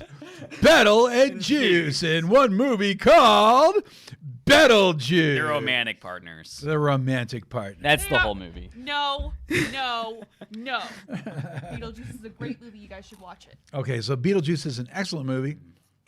It's one of my favorites. It's Michael Keegan. We're not going to go into deep, but you got to, if you've never seen this movie, wow. And if you've seen it and it's been a long time, see it again because you'll get Wait. appreciation. What is the her husband's name? Alec Baldwin. Alec Baldwin. That's not her husband. In the That's movie? her No, that's father. Michael Keaton. That's Michael Keaton. No. You guys got it all wrong. So the main character. I don't have it all wrong. Winona Ryder's No, I that's don't not mean her in the character. movie. I meant. That's not- I actually got it wrong. I meant the ghost guy. the ghost is Alec Baldwin. Yeah, Ghost is Alec he looks Baldwin. so different in that movie compared. He's young. Not just young. He looks like his face is differently Her shaped. father- It's like your face compared to my face, where it's like the thin face. It's but all you the have more of a strain career. in his life and everything is dropping down. It's before he started Makes him hating do like this. Republicans so much. He Once go- he started hating Republicans, it just kind of just changed his whole look. It's also he started reverting into the boss baby too. Oh my gosh. So now he looks like a child. the Boss Baby. Yeah, now he Boss looks like a little baby. Oh, Haven't you seen those movies? That's actually him. It's a You live not action. heard about Boss Baby? Okay, so yeah, Alec Baldwin was in it, but he was very young and he wasn't a significant part in this That's a movie, very though he good did have movie. some lines and some things in it. But this movie is fantastic. Winona Ryder's great. The music is great. The concept is great. It's so original. It's so different. And that's what you look for in movies too. Movies where they're trying to do something, not doing the same old shit. Right. There's nothing like Beetlejuice. That's why Tim Burton used to be great, And now, and now he makes Alice in Wonderland 3. yeah. Well, I see Bill Murray. Bill Murray. I actually Bill know these Murray? types. Oh, I Who's- don't John know what this is about. Candy. John Candy and John Candy. That's the guy from Ghostbusters. with Bill Is Murray. that Harold Ramis? I can't remember his name. Right. It says it also Yeah. starred Harold Ramis. So. And Harold Yes. Ramis, amazingly enough, did a lot of things in the film. If you look Oh, I've him seen up, him a bunch. I just forgot his name. not just that, but just on the other side. Of You the mean camera, like- on the other side? Production wise, Have you guys? Have you actually Look seen him this up. movie? You'll say, "Holy shit, this guy's got a career," and he died young. when did he die? I know he died Recently, Oh, okay. Oh. last few years or something. When did I heard the third ghost? The nerdier Ghostbuster that had the glasses. That was more of the professor type. He Rick died pretty young. Moranis. What? No, he Oh. wasn't a Ghostbuster actually. He was just like the secretary that liked them. Oh. I'm talking about the leader of the group. It wasn't him, but Was it him? Yeah, it's him. Oh, he reminds me of the other guy that 'Cause has the other- the thicker face. There's only him, Dan Aykroyd, him, and the black dude. Who's the black dude? That was the actor in that. I can look it up. Do you want me to look it up? No, there's another guy. You could if you want to. There's 4 Ghostbusters. Just don't interfere with the screen. That's all. Oh, Okay. I got a phone. Okay. So anyway, this movie here, Stripes, very funny, really excellent, typical Bill Murray. Is it a military movie or? Yeah, well, it's about them being in the service, but Have you seen typical this one? Bill Murray sarcasm, relaxed, off the cuff comment type acting that he does. Have you actually seen this movie, Stu? Of course, yes, it's excellent. He's seen, Right. I think he's seen every single one of these. Here's the thing about comedy: is it going to be as is the cinematography going to be as excellent as I don't know, pick a good movie and that has great cinematography? No, it's not the point. It's not supposed to be. It's not that, you know. But comedic timing on camera is also really hard. It's I would So, say. quick interjection. The guy from Ghostbusters, Ernie Hudson. Oh, okay, gotcha. oh. You're talking about the black dude. Yeah. No, he's not black. Yes. Yes, Ernie that was Hudson. There's 4 The one- Ghostbusters. hold And on. that was one The of black- them. The No. black guy's Ernie Hudson. The one you guys were just talking about, Spence. You're right. It's Harold Ramis. It's That's that guy Harold right there. Ramis. He's on Yeah. the screen. He's obviously It's not that guy black. right there. No, Yeah. I'm talking about what's the other guy? That's not Bill Murray. That's not the black. Dan Aykroyd. Dan Aykroyd. Thank you. I already said that before. Okay, well, I was thinking about Dan Aykroyd. Dan Aykroyd also died. So No, he didn't. Dan thought- Aykroyd didn't die. I thought he died. No. No, Oh. Harold Ramis died. Oh. This guy died, Yeah. not Okay, Dan Aykroyd. well, I got the wrong information. Unless you killed him. I You've been mean, eating too many Cheez-Its. maybe. No more Cheez-Its for you. They're Do, do, making do, do. feel And you a didn't want to little tell anybody. cheesy. And then you've been. it's you, my backyard. You put a robotic it's just a robotic replacement. Dan Aykroyd in his place. It's Mecha Dan. And now we know. Mega Dan. Okay, so anyway, this is a really good movie. Next movie, Pee-wee. Pee-wee's Big Adventure. everybody Watch knows that movie, right? Of course. Here, I'm gonna That's a make this- fantastic movie. It's I'm very gonna make funny. The screen bigger so you can see better. He's very funny. He's very fun. Okay. Probably one of my favorite movies. There you Heard run, very good scoundrels. things about And I this. like a lot of Steve Martin movies. Steve Martin is incredibly pretentious as a person. He's almost at a point where you listen to him talk sometimes, and he's just a pain in the ass at this point. Okay, His comedic timing's great. but as an actor, he's a smart dude. He knows a lot of stuff. He's gone out of his way in his life to learn and do all these different things in comedy. He's fantastic. And this movie with Michael Caine and him, they're fantastic. You know, I never got to Just see a it, little actually. bit. That's Well, the they one movie play I two was- guys that are in Europe. I guess it's France. Yes. Can you pull your mic back just a little bit? Pull it back. Yeah, it's a little bit. It's clipping. It's probably PP. Like, Is that better? popping. Keep talking. Hello, hello, hello. Much better. Thank you. So anyway, you got two guys Yeah. who decide that one plays the idiot, and that's Steve Martin, and one plays He always the plays the idiot. well, not always, Not but always. but plays Remember Little Shop of Horrors? Mm-hmm. well. He plays Michael Caine plays the slick, Ooh. kind of rich guy, and this woman comes into the scene, and she's supposed to be the I forget what it is, some kind of queen, serial queen, or something like that from the Duchess? Midwest. No. She's supposed to be this person who won like a Queen award, you know, like you win a Miss America award or something like that. Beauty Oh. pageant award. Okay. Yeah, but it's gotcha. not a beauty pageant. It's something different. Mm. Okay, that's why I didn't say beauty I pageant. see.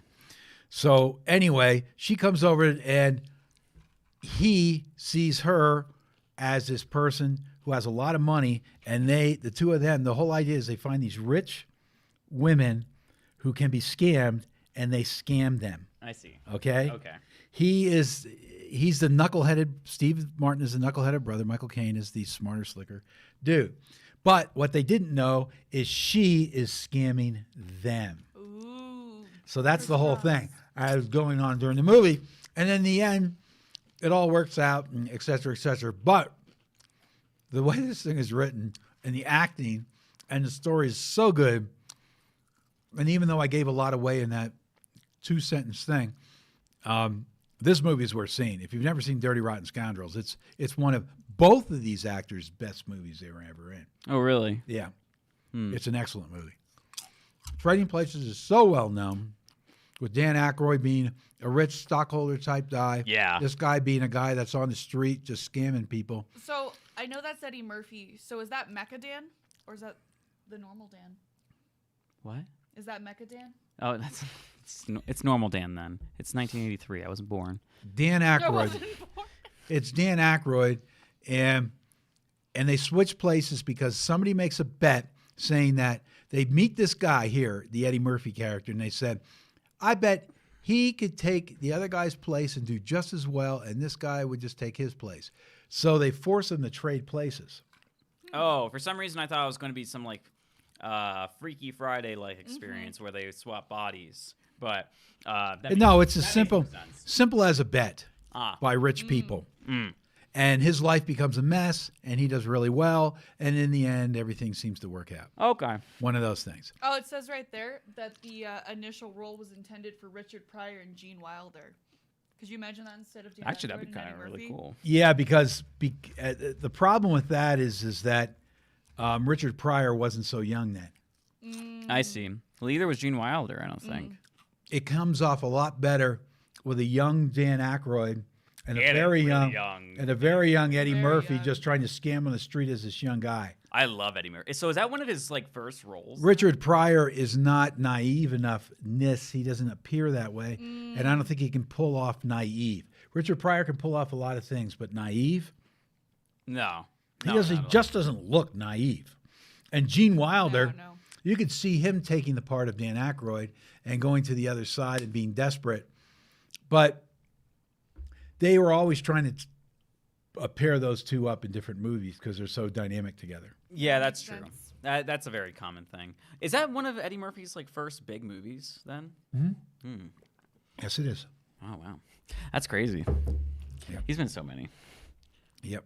So anyway, Diner is a very good movie. Now this Yeah. is a comedy Yeah. about people getting together, and one of the guys is getting married, and everybody else, and how the relationships were built in time, over time, and things. So it's a comedy, romantic comedy type thing, but excellent movie. Excellent movie. We're talking the amount of stars that are in there that became stars, and then also just how well the movie is written, done, shot, etc. This one, I love Fletch. I like I'll say most of his movies. Okay, he's a goofball, Yeah, but he's very, very good, and Fletch is a great movie. So that would be one.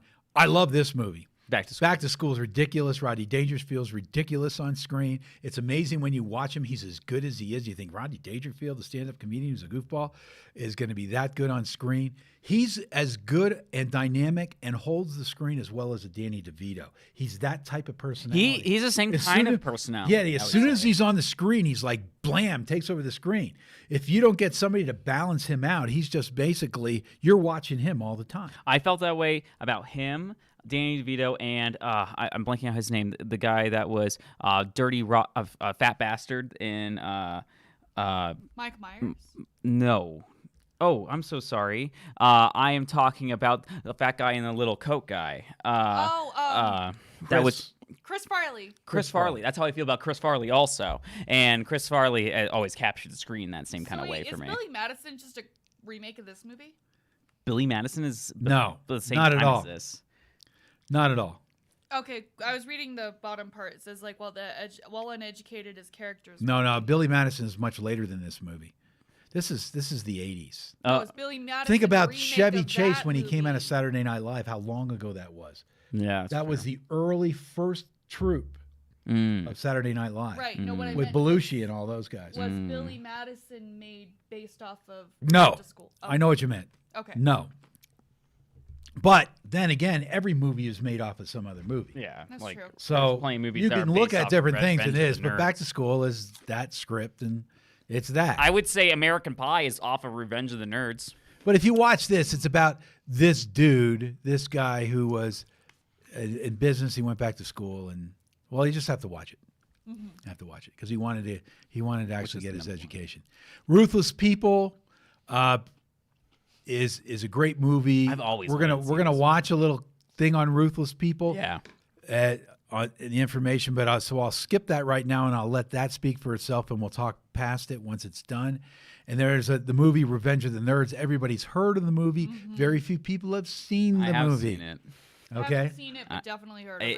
It's such a weird movie, honestly. But they're so dorky, and they are just obsessed with just trying to get with girls as hard as they can. Yeah, they're just idiots. Yeah, they're idiots for being nerds. Because usually nerds are smart. They're But just nerd dumb. didn't mean that. What did nerd mean? Well, geek. There's a geek and a nerd, right? And the Yeah, geek is the techie guy, where the nerd is just a goofball who socially is awkward as heck. He might be smart, I see. or he might be a dumbass. I see. Doesn't have to be techie. Doesn't have So to be he's just a anything. little bit more Socially doesn't awkward. have street smarts at all. Socially awkward. Can both of you pull Right. your mics away just a little bit? Right. Socially awkward. Okay. Can you pull your mic a little bit? I already pulled my mic. No, I was looking at it was delayed. I was looking at Spence. Yeah. Go ahead. Okay. So anyway, but this is a good movie to see. So it's interesting. You got this, all these movies, if you happen to see them, that they're available on any of the mediums that you watch. I have to see these movies. They're all worth seeing. If I was going to pick one or two, I would pick Dirty Rotten Scoundrels first, probably, and then Beetlejuice second, along with what we're going to watch right now, Ruthless People. So if you would bring up what we're going to show you is Really, I would think you would pick Fletch. we're going to show Fletch's. I mean, they're all good. You guys should Yeah. watch them all. Yeah. But if you're going to pick, that's what I did anyway. But it's my opinion. Just watch them all. Whoa. So anyway, Whoa. Let go. Let go of your mouse. Let go. Stop touching your mouse. Thank you. Okay, what do you want? Do you want? okay, I want the Ruthless People. So what this is going to do, don't start it, okay? Just leave it there. I didn't start it. Now It you just- already started it. I did not start it. It auto started. Could you go back just a teeny bit till Yes. that sign says Ruthless People?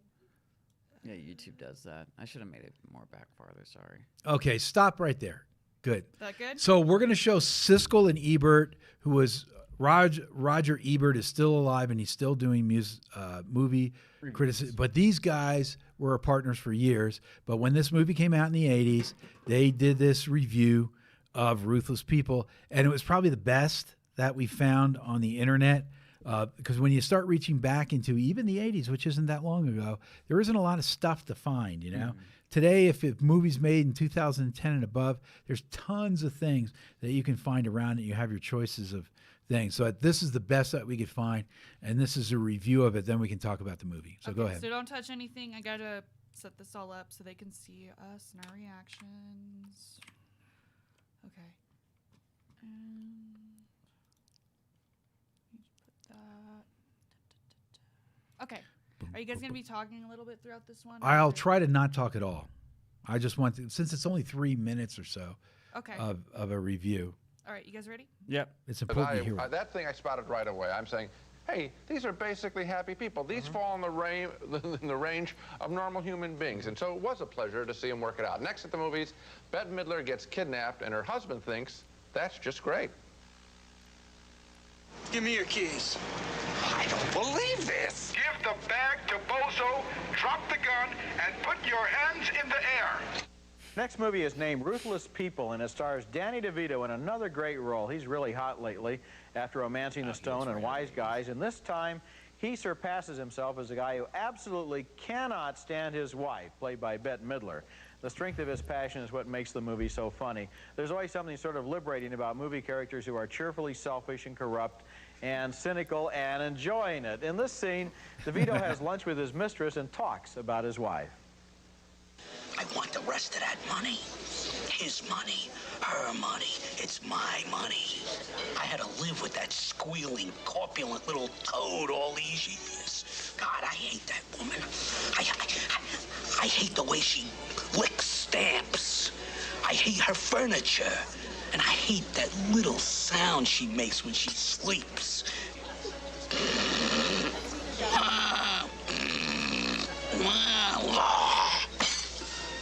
Aren't you scared? Scared? Hell no. I'm looking forward to it. My only regret, Carol, is that the plan isn't more violent. Don't you consider throwing a body off a cliff in the dead of night violent? Nah, she'll be unconscious, knocked out from the chloroform. I'm talking about hands-on involvement. Hands-on? But before he gets a chance to murder his wife, she is kidnapped by two people who hate her husband. And here she gets to know her kidnappers and finds out that Vito doesn't want to ransom her. Stone pays the ransom. Well, what's the problem? What is the ransom? It was $500,000. That shouldn't be a problem. He complained. He complained? And then we dropped our price to $50,000. Yeah. He didn't pay. He didn't pay? So now what? So now we're dropping our price again to $10,000. Do I understand this correctly? I'm being marked down? The plot of Ruthless People is bewilderingly complicated, Is she but that's part of the working fun. with One of the characters, for example. Stop. Stealing her? Can you pause? Yep. I don't know. So what are you saying? Is she working with the people that stole her? No. So the plot is that Danny DeVito, you were just seeing him at a restaurant talking to his mistress. He was planning on killing the Bette Midler character, okay? Yeah, yes. But she gets kidnapped. Yes. The kidnappers are asking for $500,000 ransom. At that time, that was a lot of money, okay? Yes. So it's still a lot of money, but it's not as much money as it was. So anyway, he thinks this is great. And why should he pay? He's not going to pay her. He's planning on killing herself. So what the hell? You know, he's not going to do it. So he's just going to let it go and see what happens. He's hoping that they kill her. You know, because usually the thing is if you don't give the money, they kill the person. Yeah. Right? That's great for him. He doesn't have to do it, right? So that's the plot, and that way he can run away with his mistress because he can't stand Bette Midler. Danny DeVito's character cannot clearly. stand He's Bette Midler, right? He can't stand her. hands on. And so what you saw the scene was she's with the kidnappers down there, and she's getting describing the events that are happening as they're marking. She doesn't realize, but she was just expecting the husband just to pay the money, and she would go home, right? She didn't realize that he wouldn't pay the money. So go ahead, you can start it. Start what? What you're watching on there on the screen? Still watching it? Yeah, Yes. it's not Oh, done. yeah. Okay. The review's not What? done. I had no idea. One sec. Can only be described as DeVito's mistress's boyfriend. He's kind of a dumb lug who gets everything wrong with a ransom drop. Everyone in the movie overacts, especially Midler, and that's also part of the fun. Danny DeVito is my favorite part of the movie. With his absolute obsession with his own selfish goals, he sort of reminded me of, for example, Dudley Moore in a movie like Arthur. Judge Reinhold is very good, too. You may remember him as Eddie Murphy's partner in Beverly Hills Cop. He has a kind of boyish innocence about him that makes him an ideal comic kidnapper. You never believe he'll ever harm a hair on Bette Midler's head, and with her hairdressers, who needs to?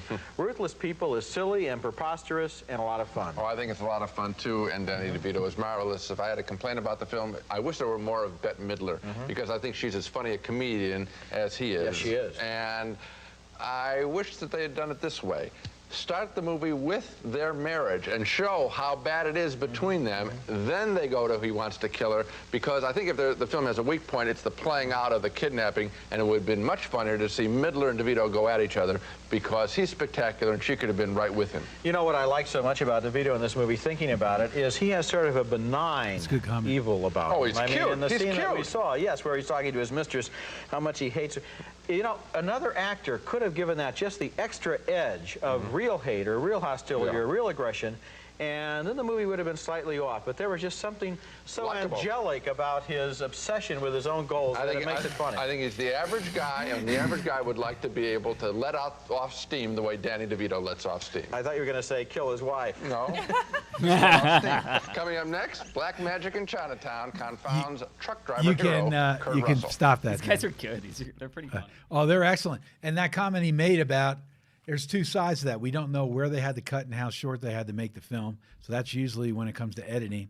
You don't know if they even had scenes that they shot showing the husband and wife together, Danny DeVito and Bette Midler, before that would occur. So you'd see that kind of thing that going on. But the good part about saying that, it does play to the fact that any film, when they have too much exposition and they're talking about things, it's better to show than to talk about it, because that's why you make sure a enough film. tell. But that's Right. that has now actually become more of a thing than ever, in my opinion. Right. But yeah, I agree. It's always the telling is always in the way and never really gets the job done like you can show in a short period of time. So who was who on the review? Who's the glasses guy and who's the Roger Ebert is the glasses guy who's still alive and still reviewing, and Siskel died way too early in his life. I don't know if he was in his 60s or what, and I think he's a little. I'd have to look up their birth dates. I don't know, but I think he's a little older than Roger Ebert. But I don't Is it know. Robert Siskel or Robert Ebert? Gene Siskel Gene Siskel. and Roger Ebert. Roger. So Ebert. Roger was born June 18th, 1942, and 42? died April 4th, 2013. Oh, he's dead. Okay, I didn't realize he died. Okay, and 1942. And when did Gene Siskel? Gene Siskel was born January 26, 1946, died February Oh, 20th, he's younger. 1999. Oh wow, Yes, he's younger. Well, he didn't live very long at all. that's very sad. Oh wow, So he died in his early 50s. poor guy. Well, that's the way it is. Poor for his family. Usually when you die, you don't, then you're not here. I mean, yeah, he doesn't care. It's the family. Now, he'd probably be concerned about his family afterwards. But anyway, yeah, there's a thing on Danny DeVito. Danny DeVito. Thanks for bringing that up. He was born in 1944. Danny DeVito is an automatic on screen. He's one of those people we like to talk about when we talk about movies, is that when he's on screen, he takes over the screen. Dynamic. He's dynamic.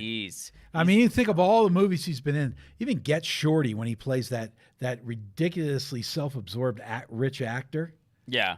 In that, and he goes to that his first scene, I think, in that movie. I mean, the first scene is when they go to the house, I think, and they introduce, and he meets the girl that John Travolta is with in Get Shorty. Is had a relationship with him before, so she sees him and they talk and everything. But then the big scene is when they're at the restaurant, and instead of John Travolta sits down, he's hungry, he wants a meal. He's an Italian guy. He's from wherever, but it's not from L.A. And he sits down, he's ready to order. He's looking over the menu. He's thinking about what he wants to eat. And then the Danny DeVito character goes, let's just have an egg white omelet with blah, blah, blah, blah, blah for everybody, just all the way around. We'll just pick. And John Travolta's like pissed because he's hungry and wanted to order the food. And then he said, well, fuck it then. I guess this guy's paying. He's just going to put up with it. He had a pissed off face. And then Danny DeVito leaves early and John Travolta's stuck with a bill. Or Gene Hackman?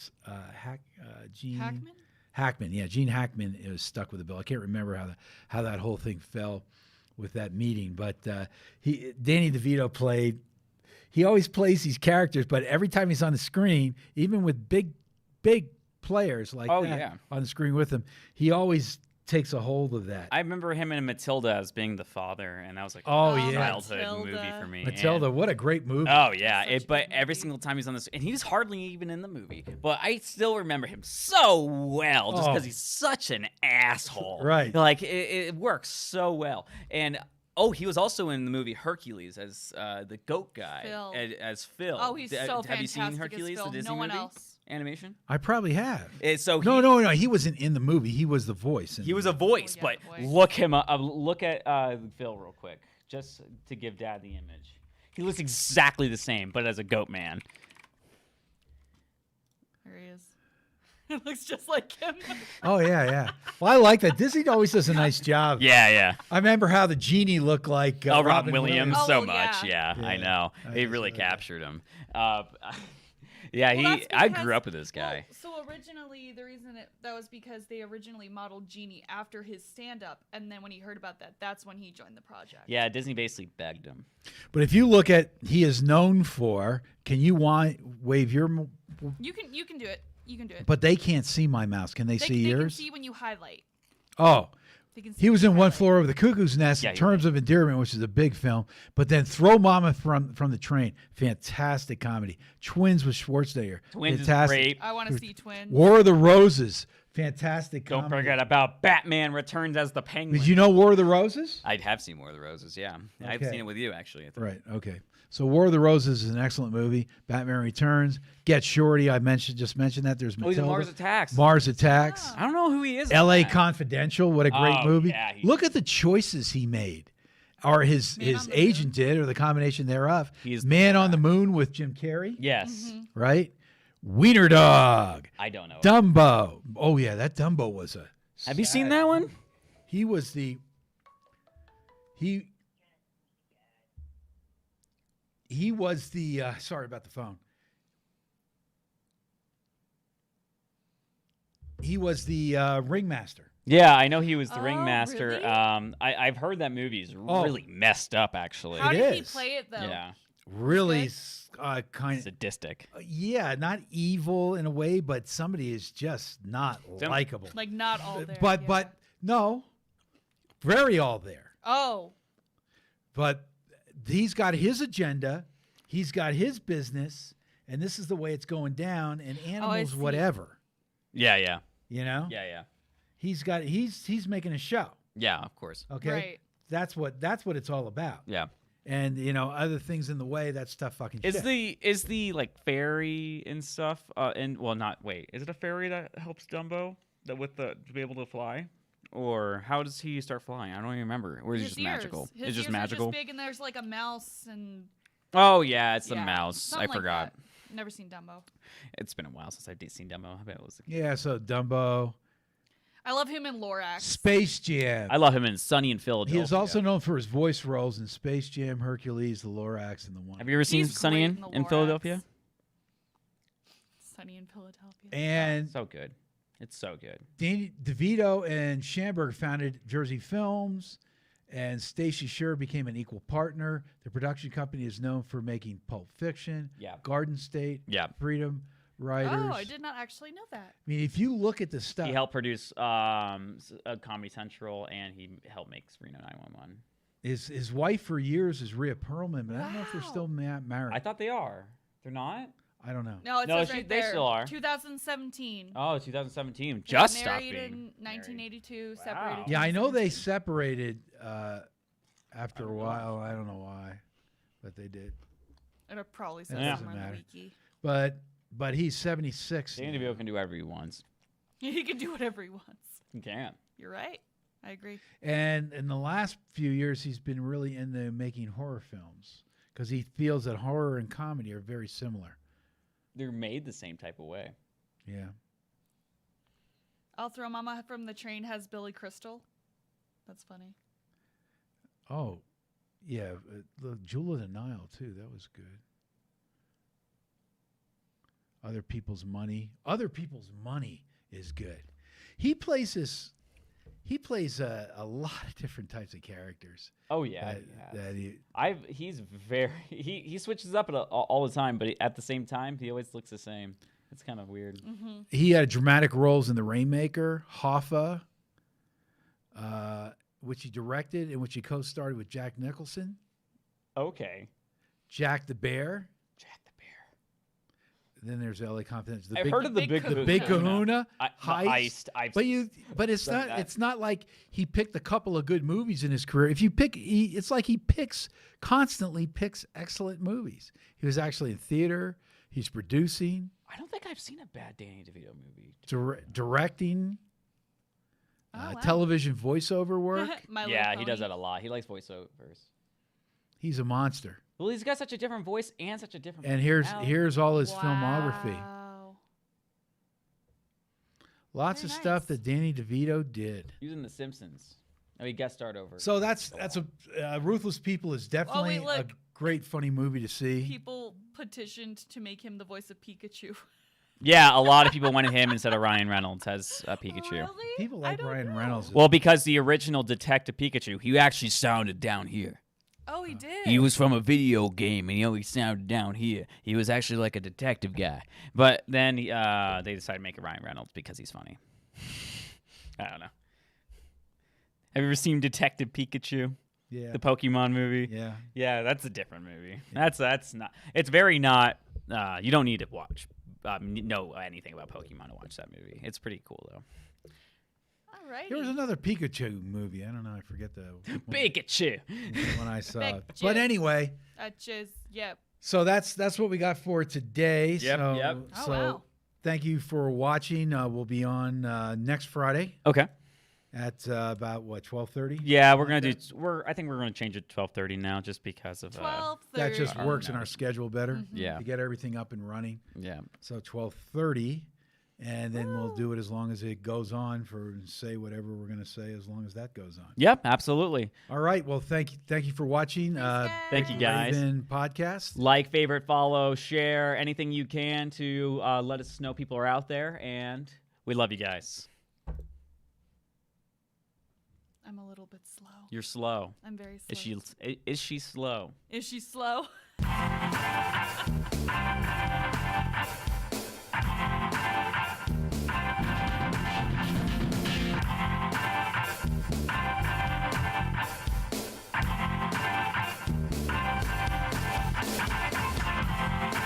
She's something, my heart, my engine, switch start. Gold lovers, my fill, destination, new thrill. That chick is alright, that chick is alright. That chick is alright, that chick is alright. That chick is alright, that chick is alright. That chick is alright. That chick is alright.